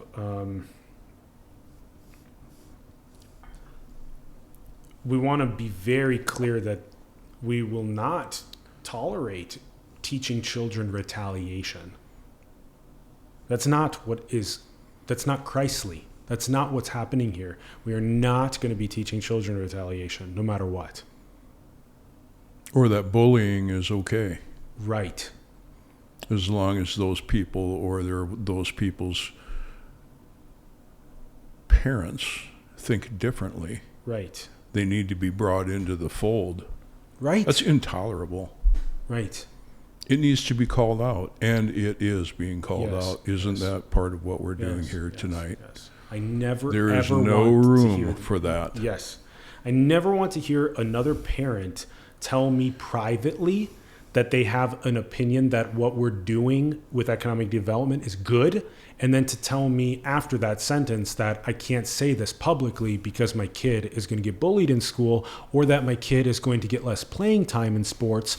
I never, ever want to hear that. Or my business is going to get less foot traffic. That is not a real Christian ethic. No, it is not. Yeah. Or I can't belong to say, for instance, the Hills Area Chamber of Commerce because I might be driven out of business. Right. Or somebody in my family doesn't agree with what the president or the vice president or the treasurer or secretary believes in, so that they can't be a part of that group anymore. It's ridiculous. Yes. Yes. And we lost 7 members in 24 hours. And I believe it was from even 21, 22, 23 maybe members down to just 4 or 5, whatever it is. So what happened? A question is, what happened? If a lawsuit is filed by the president of the chamber because the data that has been asked for months and months and months and months is not being given, and why would businesses step down from wanting their city to have transparency in their data and finances? This type of retaliative, coercive behavior patterns. So intolerable. It was present in the past. We are changing those patterns into the future. So that's why we've done what we have with the city info page, a city law library, a master ordinance register, a master resolution register, a master database of all the city council meetings, of all the city council meeting minutes, the recordings themselves. All the AI generated pictures that you had put visuals, yes, for the Rez, for Main Street beautification. Yes. Even to the improving the access to the Rez from the city, right, over the highway, to make it safe, safe, sidewalk accessibility as well. Correct. Yep. So when someone says it can't be done, Alan, they're just simply wrong. It can be done. It can be done. You just need the right people to do You it. need the right people and the right energy, the right passion, the right love, all of that. Yep. Yeah. So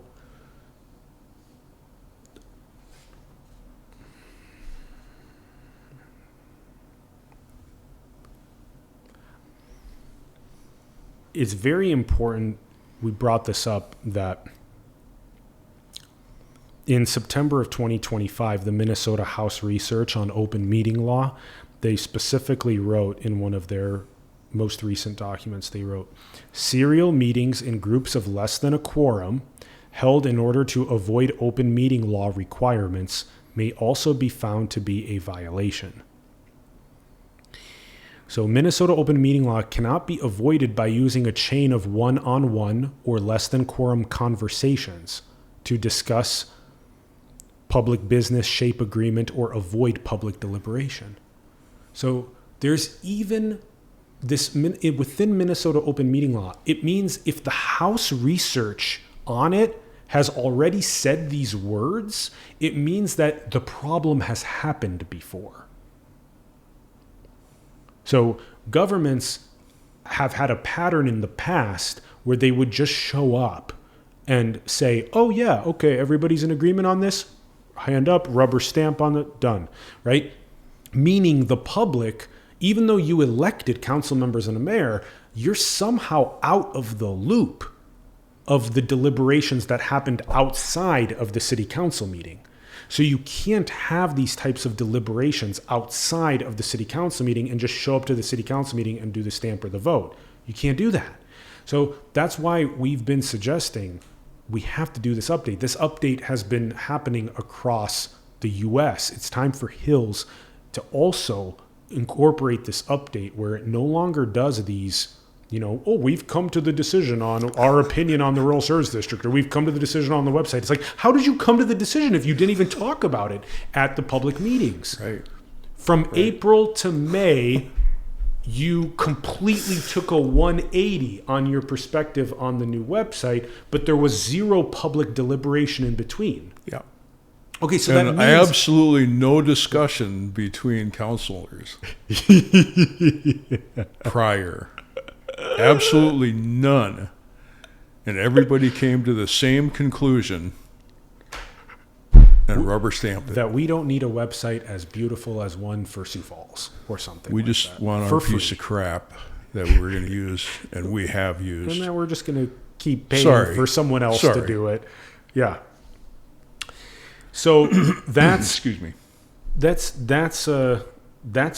a huge deal, and we're purposely quoting information from state law and research so that you know where the future is heading and that we're shepherding that future. That's what you're voting for by voting for Dennis for District 2 County Commissioner or voting for me for Hills Council Member.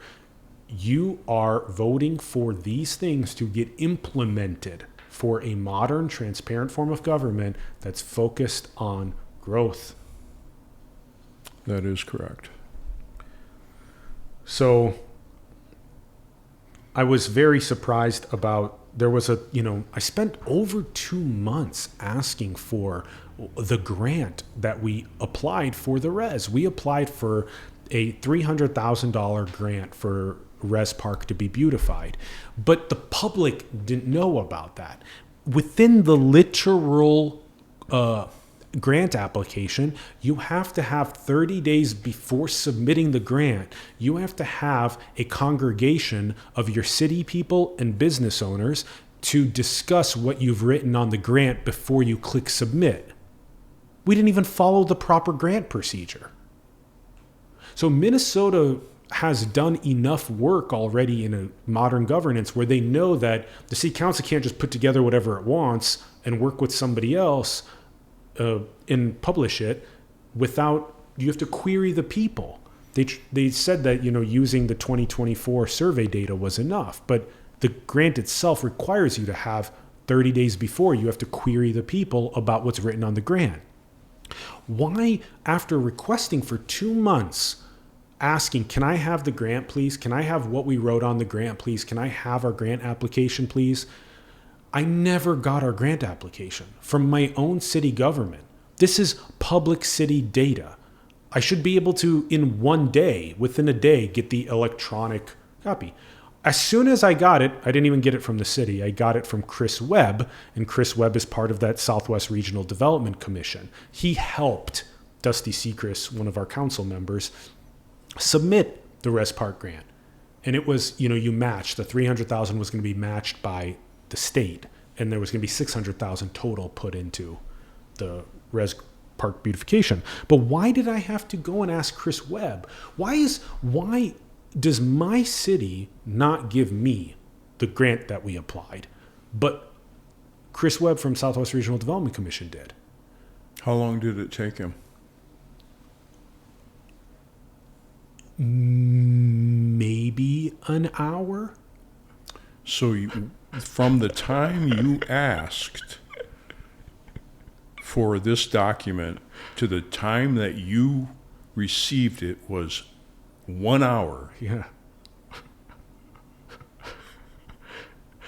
And that's what a good, modern, transparent, a Minnesota development agency acts like, right? But why did my town not give it? So as soon as I got the PDF of the grant application, what did I do with it? I immediately uploaded it to the city info page, and I immediately posted it onto Destination Hills so that the public could see what we wrote on our Rez Park beautification grant application. The public should be in the loop. The public should be in the loop. Because as soon as I got the grant application, what did I first think of? I thought, wow, I see all of the ways that we could make this better. Because Chris also told me we didn't receive the money for this year. So I thought of immediately all of the ways that we could make the grant better for next year. That we can make the grant so good, we can work with an engineer. We can make the grant so good and so well filled out and so work with the people on it that there's a slim to no chance that we don't get the money. That's how good we want it to be. And that's what the Chamber of Commerce and these other visionaries in town and in the area, these District 2 area, we can work with Beaver Creek, we can work with Hills, we can work on these types of, the engineer could make a pro bono contribution to the town instead of us needing to pay them $5 or $10,000 or whatever for their help with submitting the grant in a beautiful way, in a way that would get us the $300K. Well, that seems like a pretty good investment. I mean, huge for $5,000 to $10,000 in engineering regardless, fees. Yes, and versus spending money on other things. And the other $300,000 we could source in a myriad of ways. We could source it through, especially businesses and wealthy individuals. They love the idea of putting up their little memorabilias or signs along the walking path that would get paved around the Rez, or the Rez Water Cleanup Project sponsored by blank. Bench sponsored by blank. Family. Business, exactly. So it's done all the time. It's done all the time. I vow as a future city council member, I vow to make your data instantly accessible. You should never, ever, ever have to go through a back channel way to try to scour for your city data because your own council and staff won't give it to you. I vow for that to change. So, and that's what I believe the next generation vows for. I believe the next generation vows in that way. That's the way that they want the world to operate. They want their cities, they want their families, they want the world to operate in that type of way. We should never have to go back channel to try to find in the federal government, the Epstein files. We're trying to scavenge through the back channels to find whatever data we can right now. Nothing is being transparent about that. So that's the future. We are going to be transparent about all of this stuff.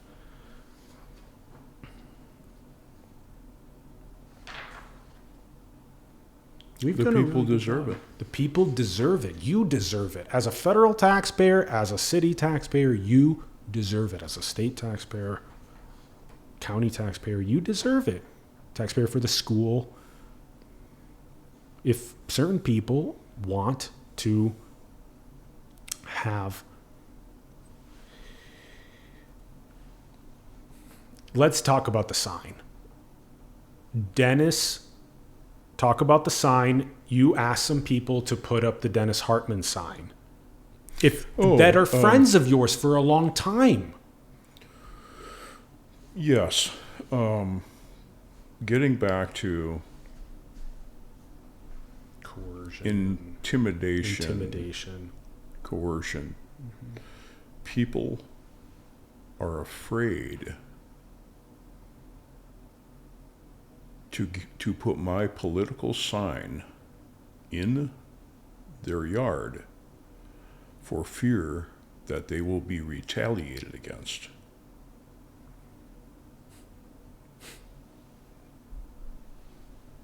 Believe it or not.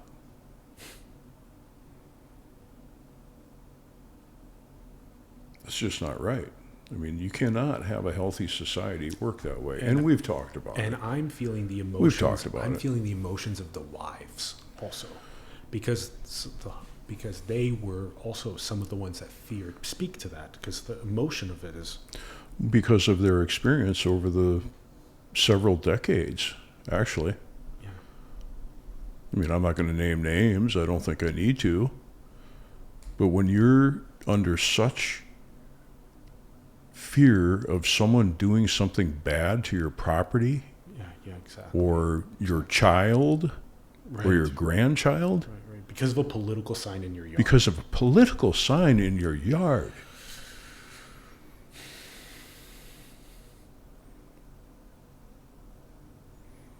I mean, this is America. Honey, this is America. We can't put up that sign because it's going to make us unsafe. Yes. Yes.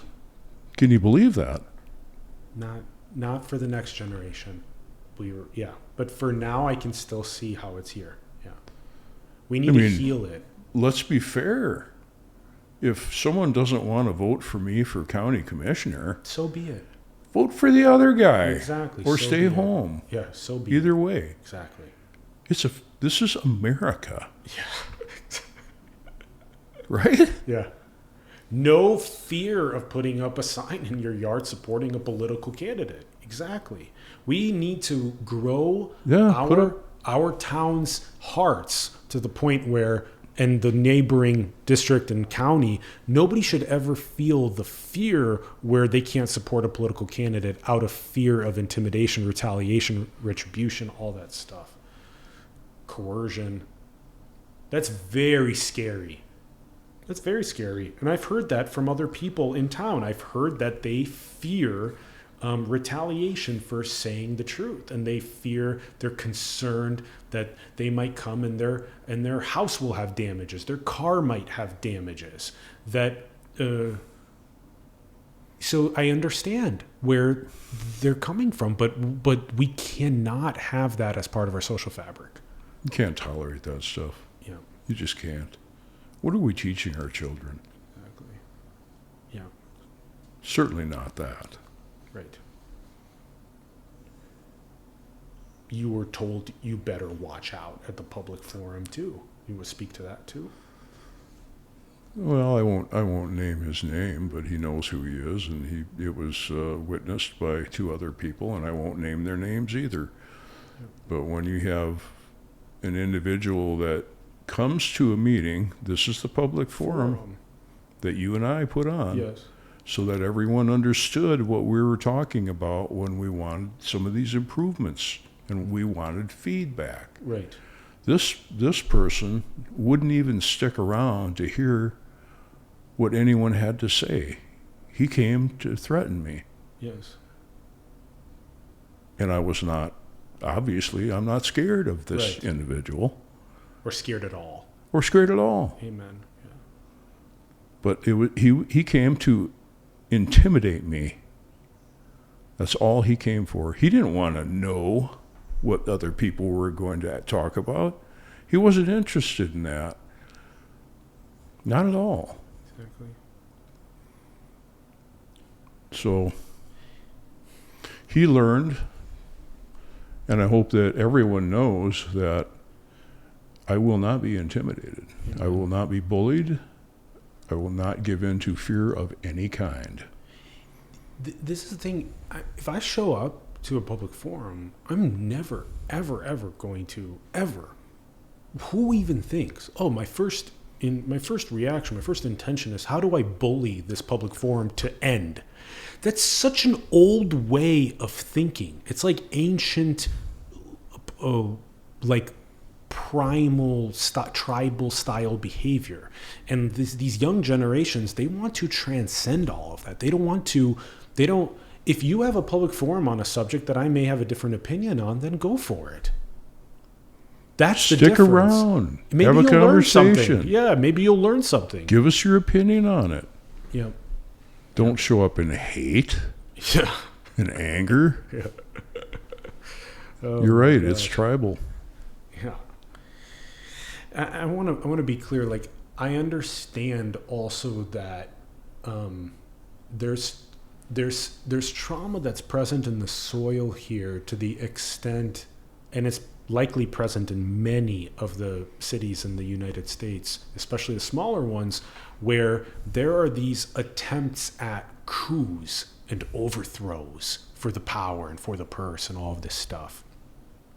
I had to dig very far back into my own ancestry as an Armenian, and as my Armenian lineage lost what it did in the Baku pogroms, I had to dig down into myself to feel how I am not here to perpetrate same traumatic style behaviors as that have transgressed my own family in the past.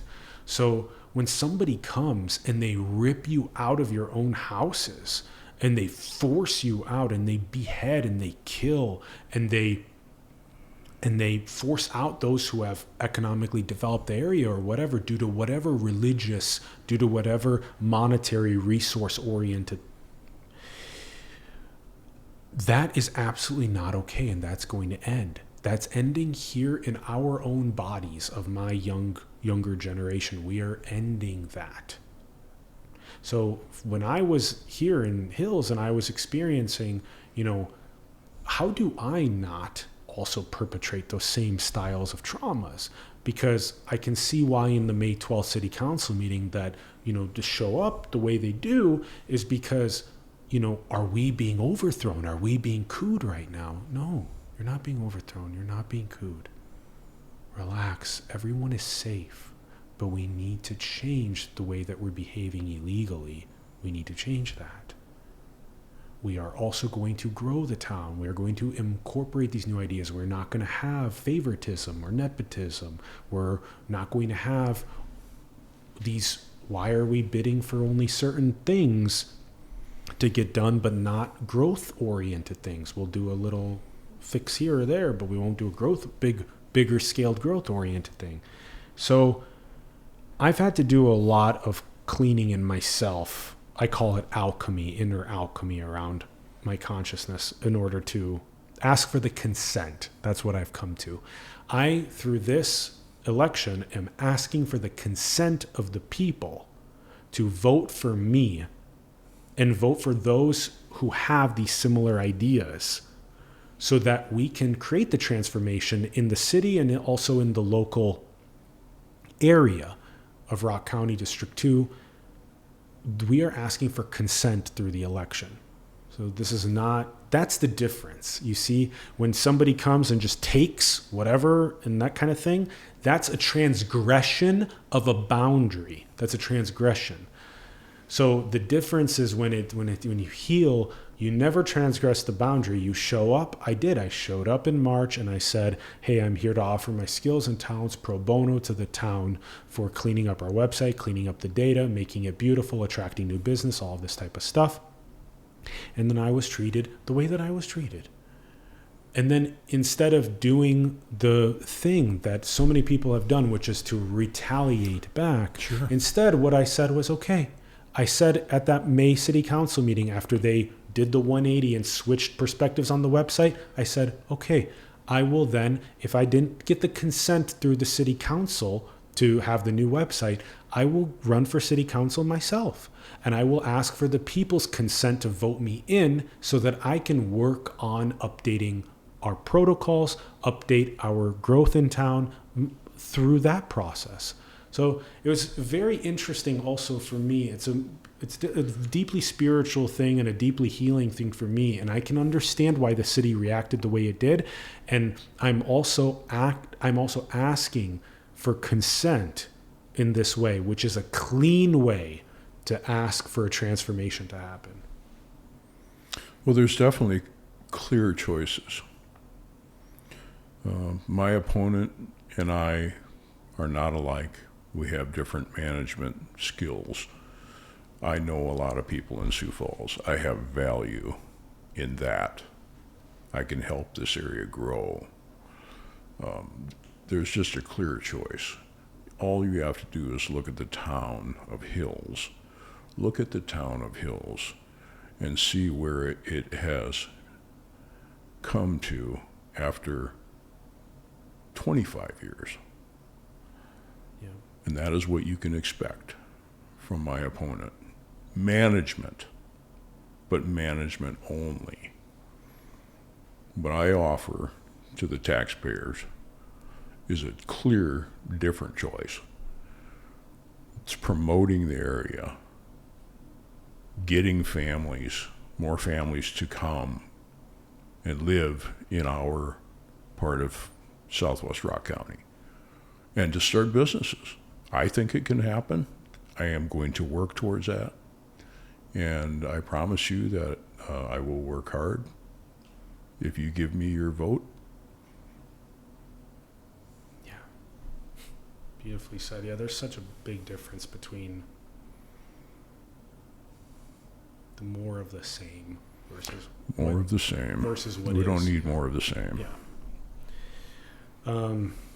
All right. Some last closing thoughts. Let's see here. So we've obviously built the missing infrastructure, which is a gorgeous brand new website. We are also, 24/7 data accessibility, the city law library, all the code, all the resolutions, all the ordinances are up, all the finances are up, all the meeting minutes are up, all the city council recordings are up. Already in place. Yes, and we're going even further with this. We have our vision page that's up on there. We have all of the phone numbers and the email addresses of all of the city council and the mayor is up there. You need to be able to call and email when you want to be engaged civically. And you know what else you need? Yeah. You need someone to return your text. Your text and your call. Exactly. Or your phone call. I vow, this is what I'll say. I vow, given the fact that I've reached out to, certain city council members and mayor, I've gotten reply. Others I have not. Me too. You too, exactly. Oh, yeah. And what I vow to do is that no matter who is reaching out to me, again, that non-discrimination, no matter who's reaching out to me, I will at least message you back and I will at least let you know, hey, can you message me your question? Can you message me your thought? If I'm busy, if I'm busy doing all this other stuff, which a lot of that's what's, said is, I'm too busy, right? Just message me your question if you're too busy. Let me help address your concern. Which way do you want me to vote? That's probably one thing you want to tell me is, hey, I want to vote this way on the Main Street or on Rez Park or on the wastewater rehabilitation, all this stuff. So tell me what that is. I'm supposed to be representing you. Right. So tell me how you want me to vote, and I'll take that into account with the rest of the information that I'm taking into account. That's how it should be, not I don't have time. I'm not going to get back to this, but I'm just going to ignore because I don't agree with their what? Kick the can down the road. Kick the can. Yeah. Kick the can down the road. You should feel represented, and Dennis and I will represent you. We will represent you. You will feel represented. You will get a hold of us, and we will take in what you're asking for us to take in to consideration. Absolutely. Yes. So can't wait with the, I'll speak to this in a second, but the automation proposals with the city government, the automation proposals with the water, and paying for your water bill, the beautification proposals, we'll come back to, if I get elected, another thing that I vow is if I get elected before the detachment of the 22% of land happens, I will vow to work my ass off with the local farmers that are detaching to get them to not detach and to get filed into a rural, reclassified into a rural service district so that the 22% of land can remain in the city of Hills. So I vowed to do that as well. And the work session proposal, I vow for you to have access to understanding how your city council deliberated. You need to have video record access to how your city council deliberated on these key issues, and not for those deliberations to be happening in serial one-on-one or less than quorum meeting to avoid open meeting law.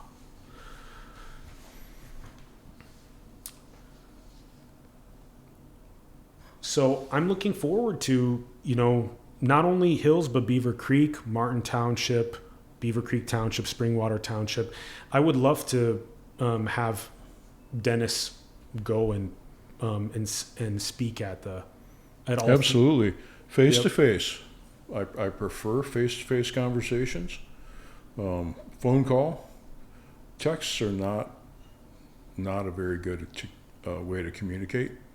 I mean, if it's a short text, hey, let's get together, that's one thing, but to try to have a conversation on a text is just not the proper way to have it.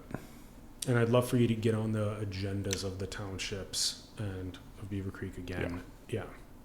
And to go and speak and to let them know to bring some people from Springwater, bring some of the people who live there into that township meeting so they can get to know you. You bet. Beaver Creek Township meeting. Yeah.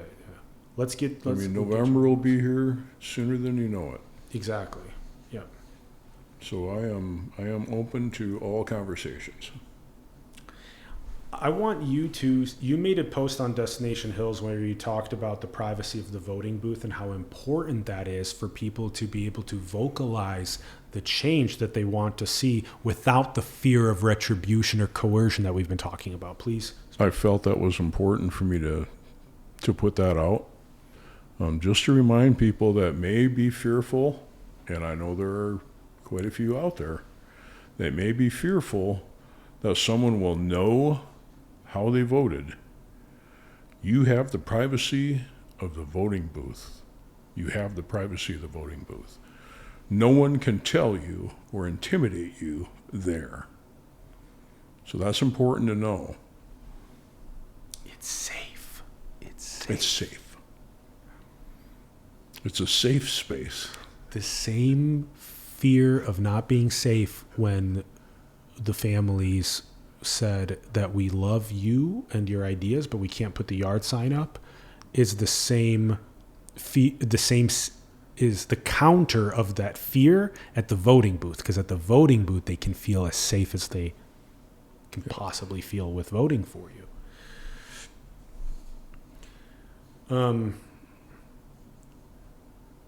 What solutions have we already provided? We've already, since even the beginning of this year, we've catalyzed the city to organize its code and its finances and to make them more accessible. We ourselves have organized the city's code, ordinances, resolutions, meeting minutes, finances into the city info page to eventually, hopefully, become the new city website. We started the official City of Hills YouTube channel, where every city council meeting since March 2026 has been recorded and published. We have created pathways for saving the city up to $30,000 a year through the automation of administrative work and also through the automation of our water system, or water meter system. We have tried our hardest to prevent the rural service district detachment process. We have started Main Street and Rez beautification projects, and we'll be pushing for those harder and harder to get done through this. I want for you to speak to some of your points around the reasons why people should vote for Dennis Hartman, and then I can speak to some of the reasons why people should vote for Allen Saakyan. Do you want to read off the list? Yeah.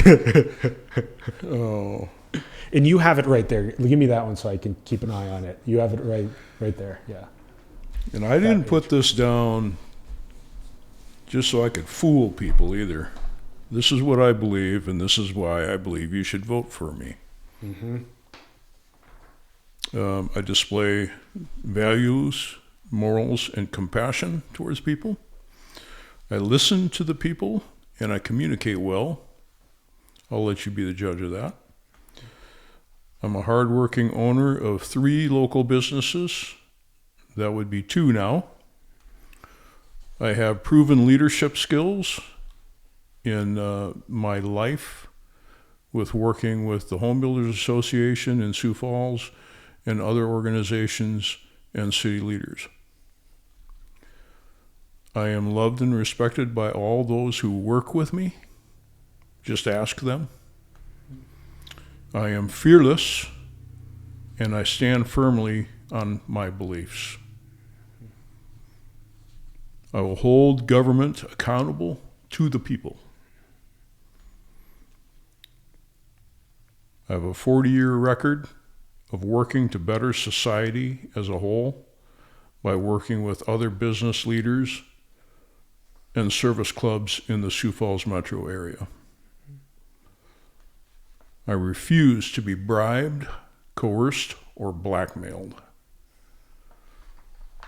I will directly answer questions without sugarcoating or rambling answers. I respect and consider all people's opinions and ideas.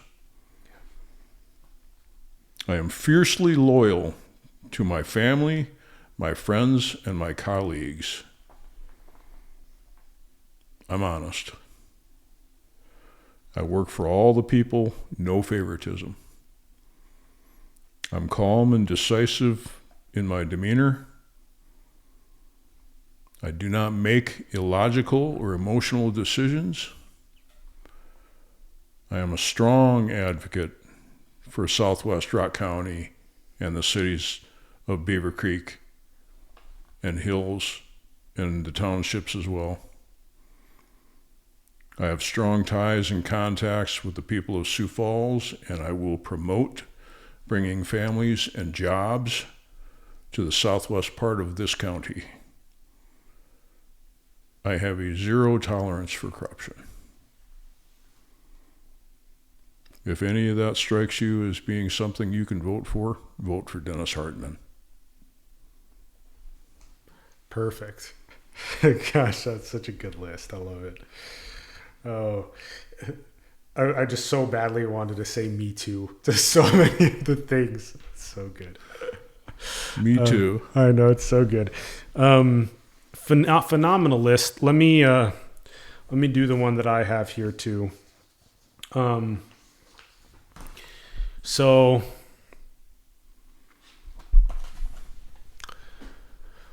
okay.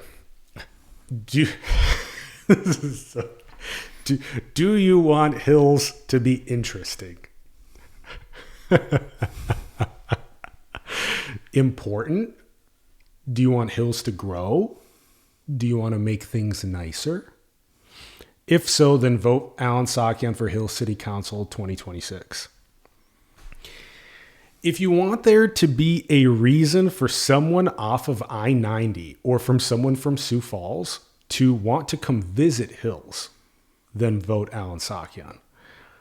If you want total government transparency and modernization, then vote for Allen Saakyan.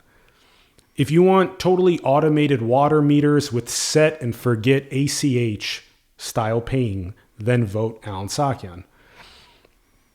If you want to reverse the moratorium on new residential developments by fixing the load problem of the municipal wastewater system, then vote Allen Saakyan.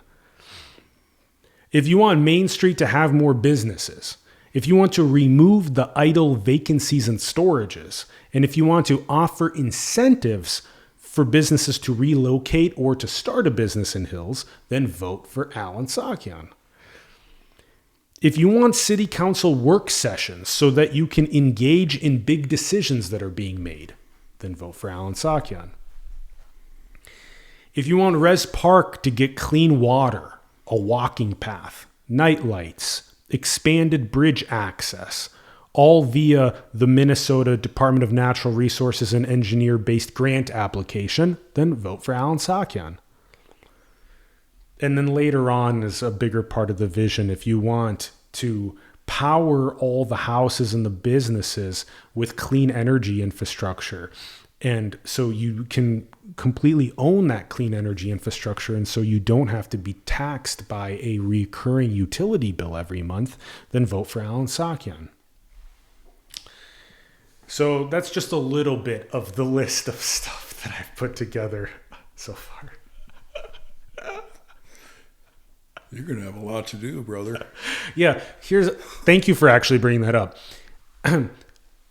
I vowed to put together the people and the processes to get these things done, because this is not, the quarterback is not just, there's no wide receivers, there's no running backs, there's no front line. No, obviously not. It's a team, right? That is correct. Yeah.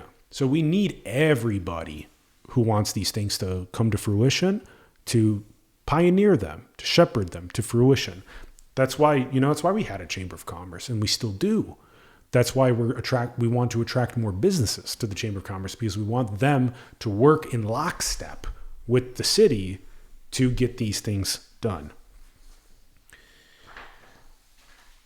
We've done a really good job. I feel like we've basically covered everything. This part's huge. Sioux Falls is growing. We need to attract the families and the businesses to build houses here and to start businesses here, remove their business here. This is absolutely huge. This is not a negotiable point. I mean, we still have vacant lots, and we also, by fixing the load problem on the municipal wastewater system, we have huge potential to build more. I want to see that. Infrastructure is key. It's huge. You can't do it the other way around. Yes. I've had people suggest you can. Well, have the businesses move out here and these families move in and build houses, and then we'll improve the infrastructure. What are you talking about? Yeah. The business needs to see that this is a place worthwhile to invest into. Yes. Yeah. So that's what we pledged to do for this area. We're going to make it worthwhile. We've spoken a good amount about Christianity. I'd like to also to speak again to the two greatest commandments. The first commandment about love God with all your heart, soul, and mind. The second commandment, love your neighbor as yourself.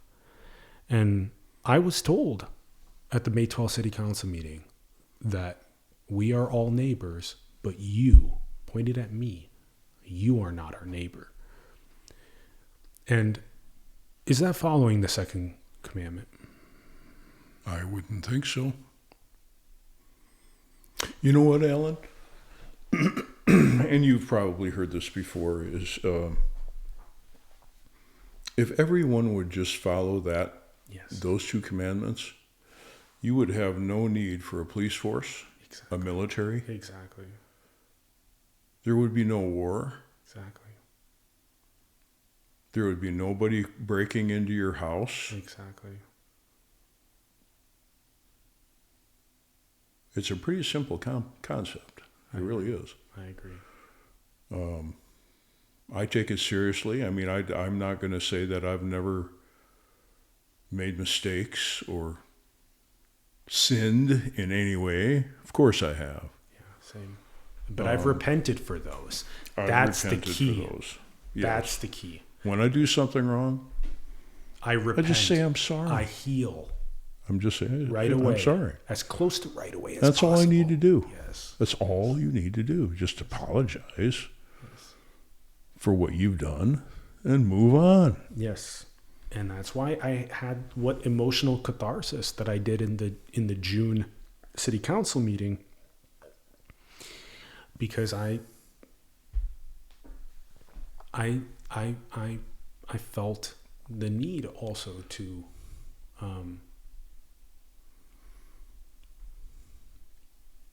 apologize for the things that I felt like I had,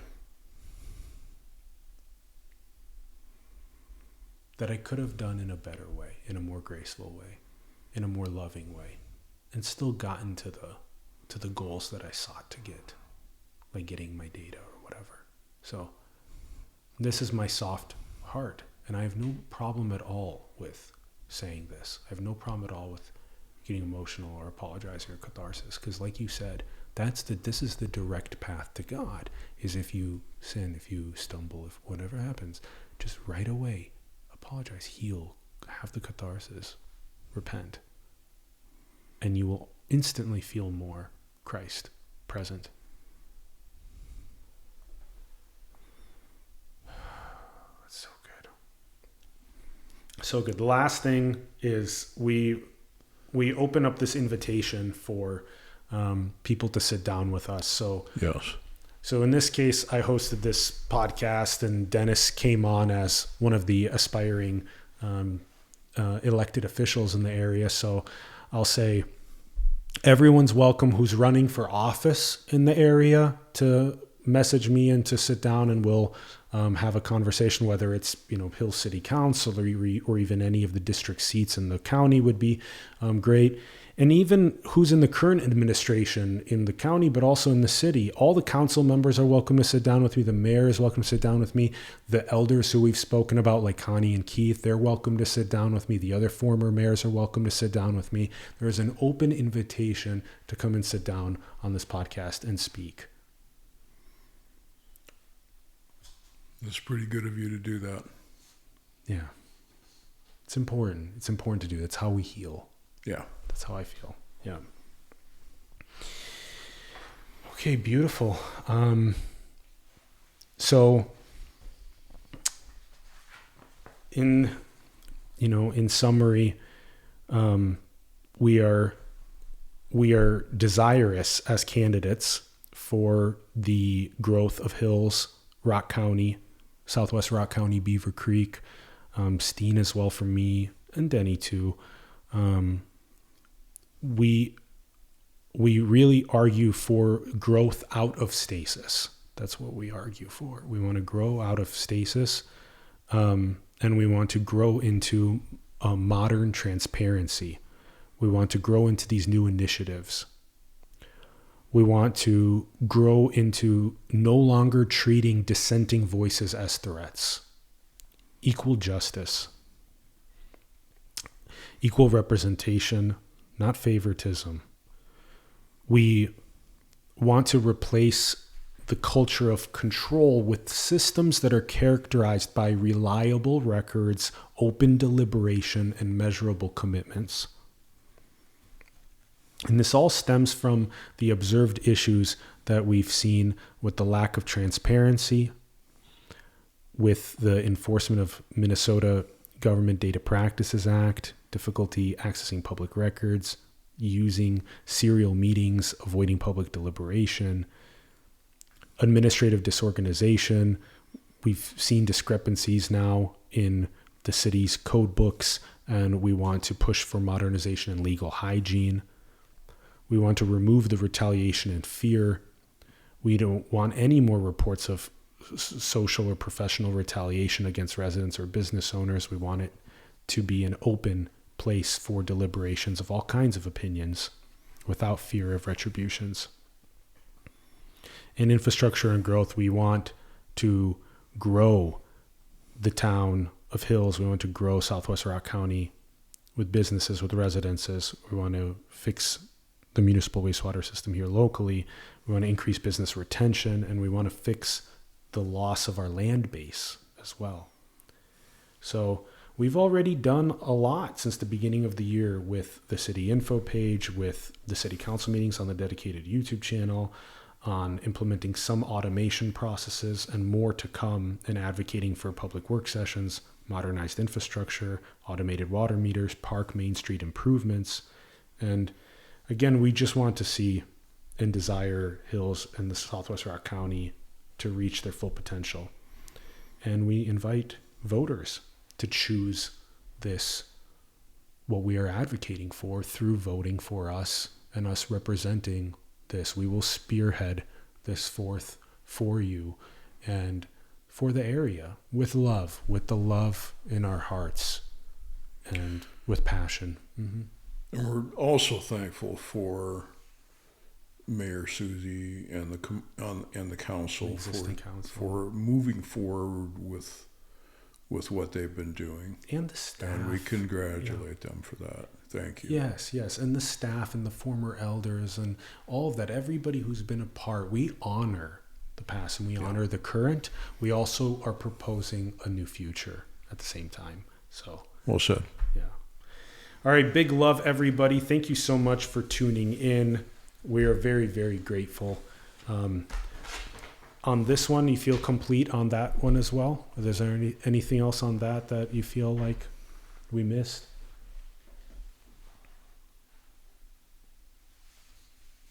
Looks general. I don't think so. I think we've done a lot of talking. Yeah, we wove. We had an order for our outline, and then we ended up weaving through the points in a very cool way and kind of circling back. It was really cool. We had an outline that we didn't follow. We organically followed it instead of linearly followed it, which actually served us. I feel it was nice. Okay, we would love to hear from you. If you guys would drop us a comment below, we would love to hear from you. Drop us a comment. If you like the video, give it a like. This is going to be on the Hills Area Info YouTube channel, so subscribe to that if you want to see more videos like this. And share it if you've never seen political candidates in the area do something like this before, where they've opened up their hearts, they've opened up to talk about what's happened and what their visions are for the future, then share the video with those that you feel like this would resonate with, other people locally, other people who are especially that are going to be voting in this upcoming cycle, and even people outside of the area in South Dakota and Iowa and the rest of Minnesota and the rest of the U.S. If this is acting as some sort of unprecedented way of healing and making progress, that we would love for this video to be an inspiration to those other towns and states that are evolving and growing in their own ways. And get out and vote for this election cycle at this election cycle. Get out and vote. Get out and vote, and remember the safety of the voting booth as you do. Yes, this is very important. And we love you. Thank you for tuning in. Thank you. Very grateful. Thanks, Alan. Thanks, Daddy.